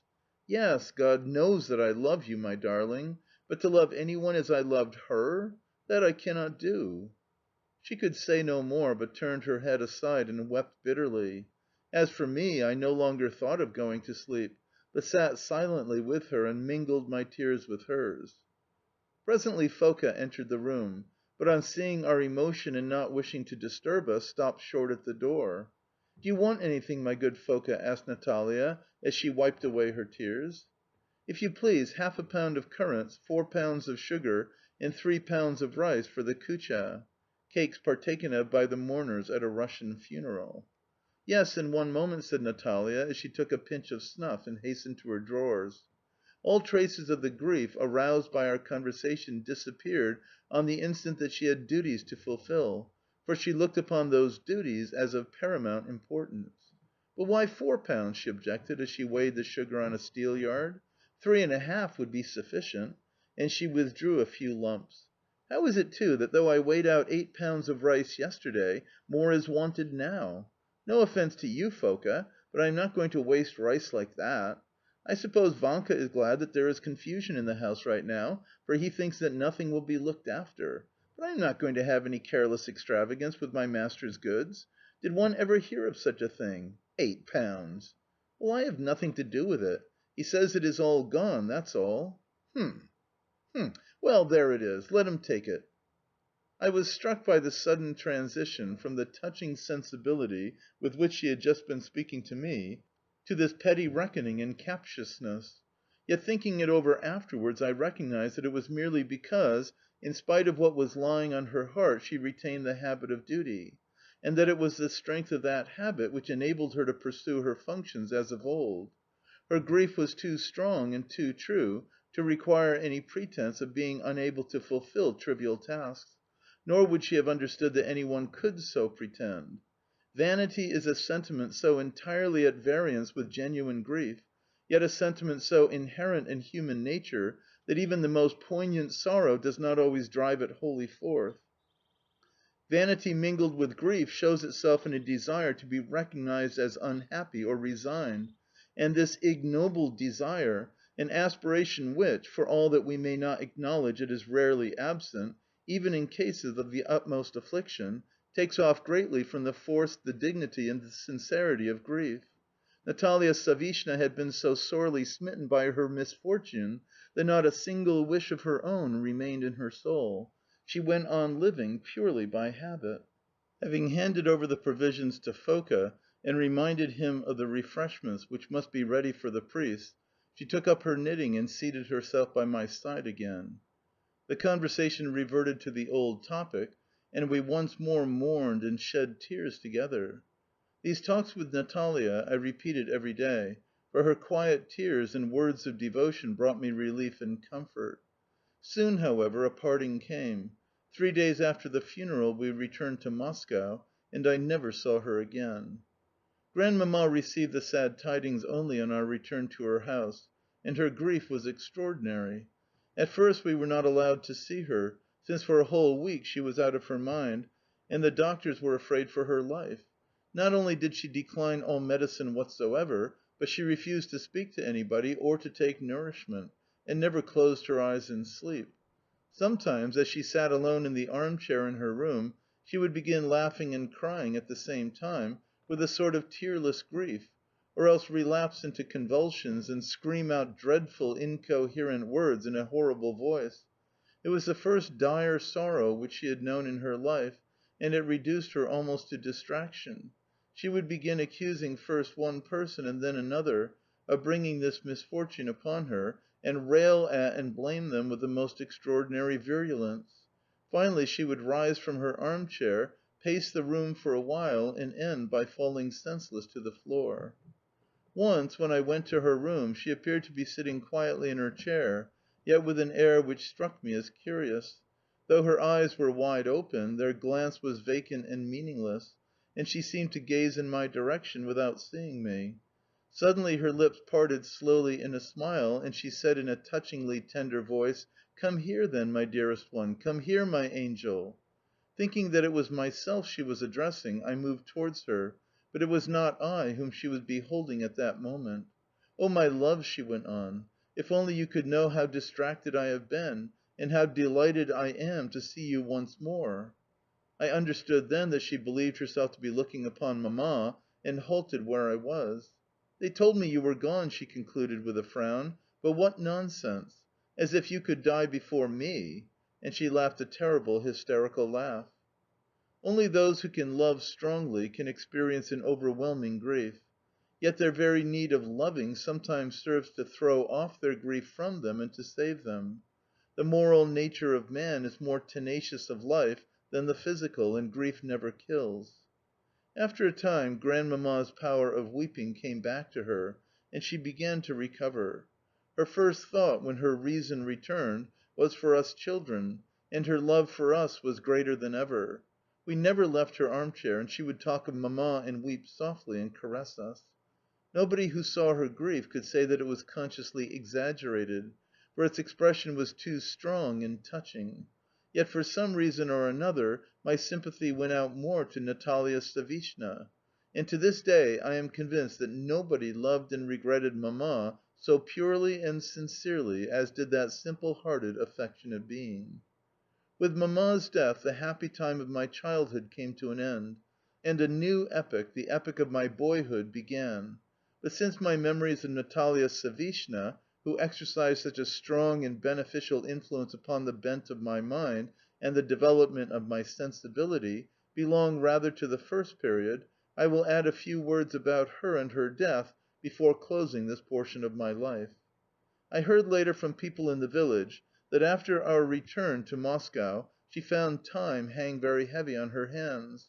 Although the drawers and shelves were still under her charge, and she never ceased to arrange and rearrange them, to take things out and to dispose of them afresh, she sadly missed the din and bustle of the seignorial mansion to which she had been accustomed from her childhood up.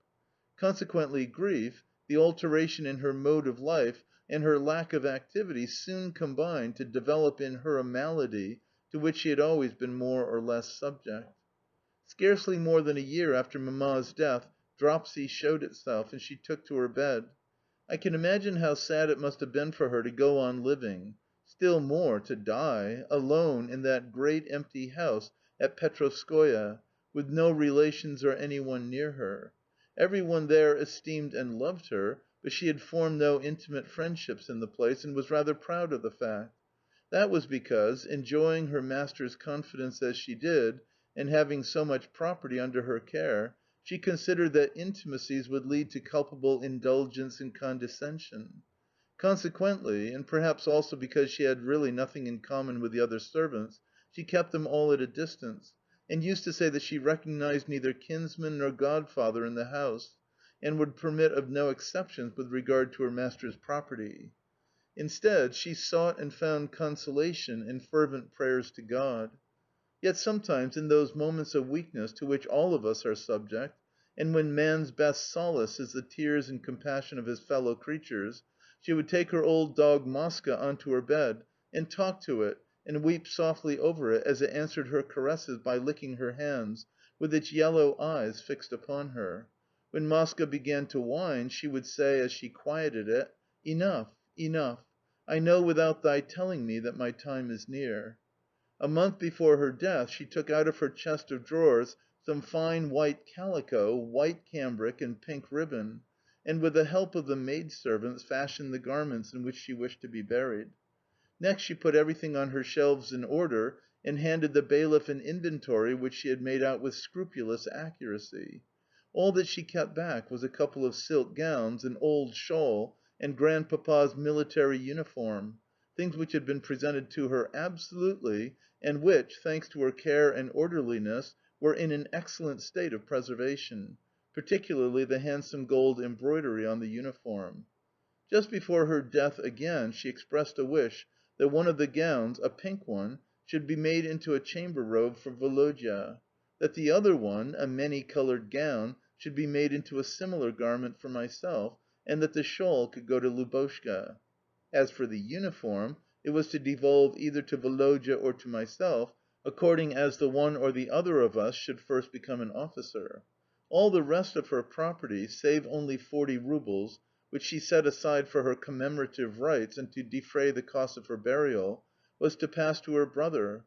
a person with whom, since he lived a dissipated life in a distant province, she had had no intercourse during her lifetime. When, eventually, he arrived to claim the inheritance, and found that its sum total only amounted to 25 roubles in notes, he refused to believe it, and declared that it was impossible that his sister, a woman who for 60 years had had sole charge in a wealthy house, as well as all her life had been penurious and averse to giving away even the smallest thing, should have left no more. Yet it was a fact. Though Natalia's last illness lasted for 2 months, she bore her sufferings with truly Christian fortitude. Never did she fret or complain, but as usual appealed continually to God. An hour before the end came she made her final confession, received the sacrament with quiet joy, and was accorded extreme unction. Then she begged forgiveness of every one in the house for any wrong she might have done them, and requested the priest to send us word of the number of times she had blessed us for our love of her, as well as of how in her last moments she had implored our forgiveness, if, in her ignorance, she had ever at any time given us offence. Yet a thief have I never been. Never have I used so much as a piece of thread that was not my own. Such was the one quality which she valued in herself. Dressed in the cap and gown prepared so long beforehand, and with her head resting upon the cushion made for the purpose, she conversed with the priest up to the very last moment, until suddenly, recollecting that she had left him nothing for the poor, she took out 10 roubles, and asked him to distribute them in the parish. Lastly she made the sign of the cross, lay down and expired, pronouncing with a smile of joy the name of the Almighty.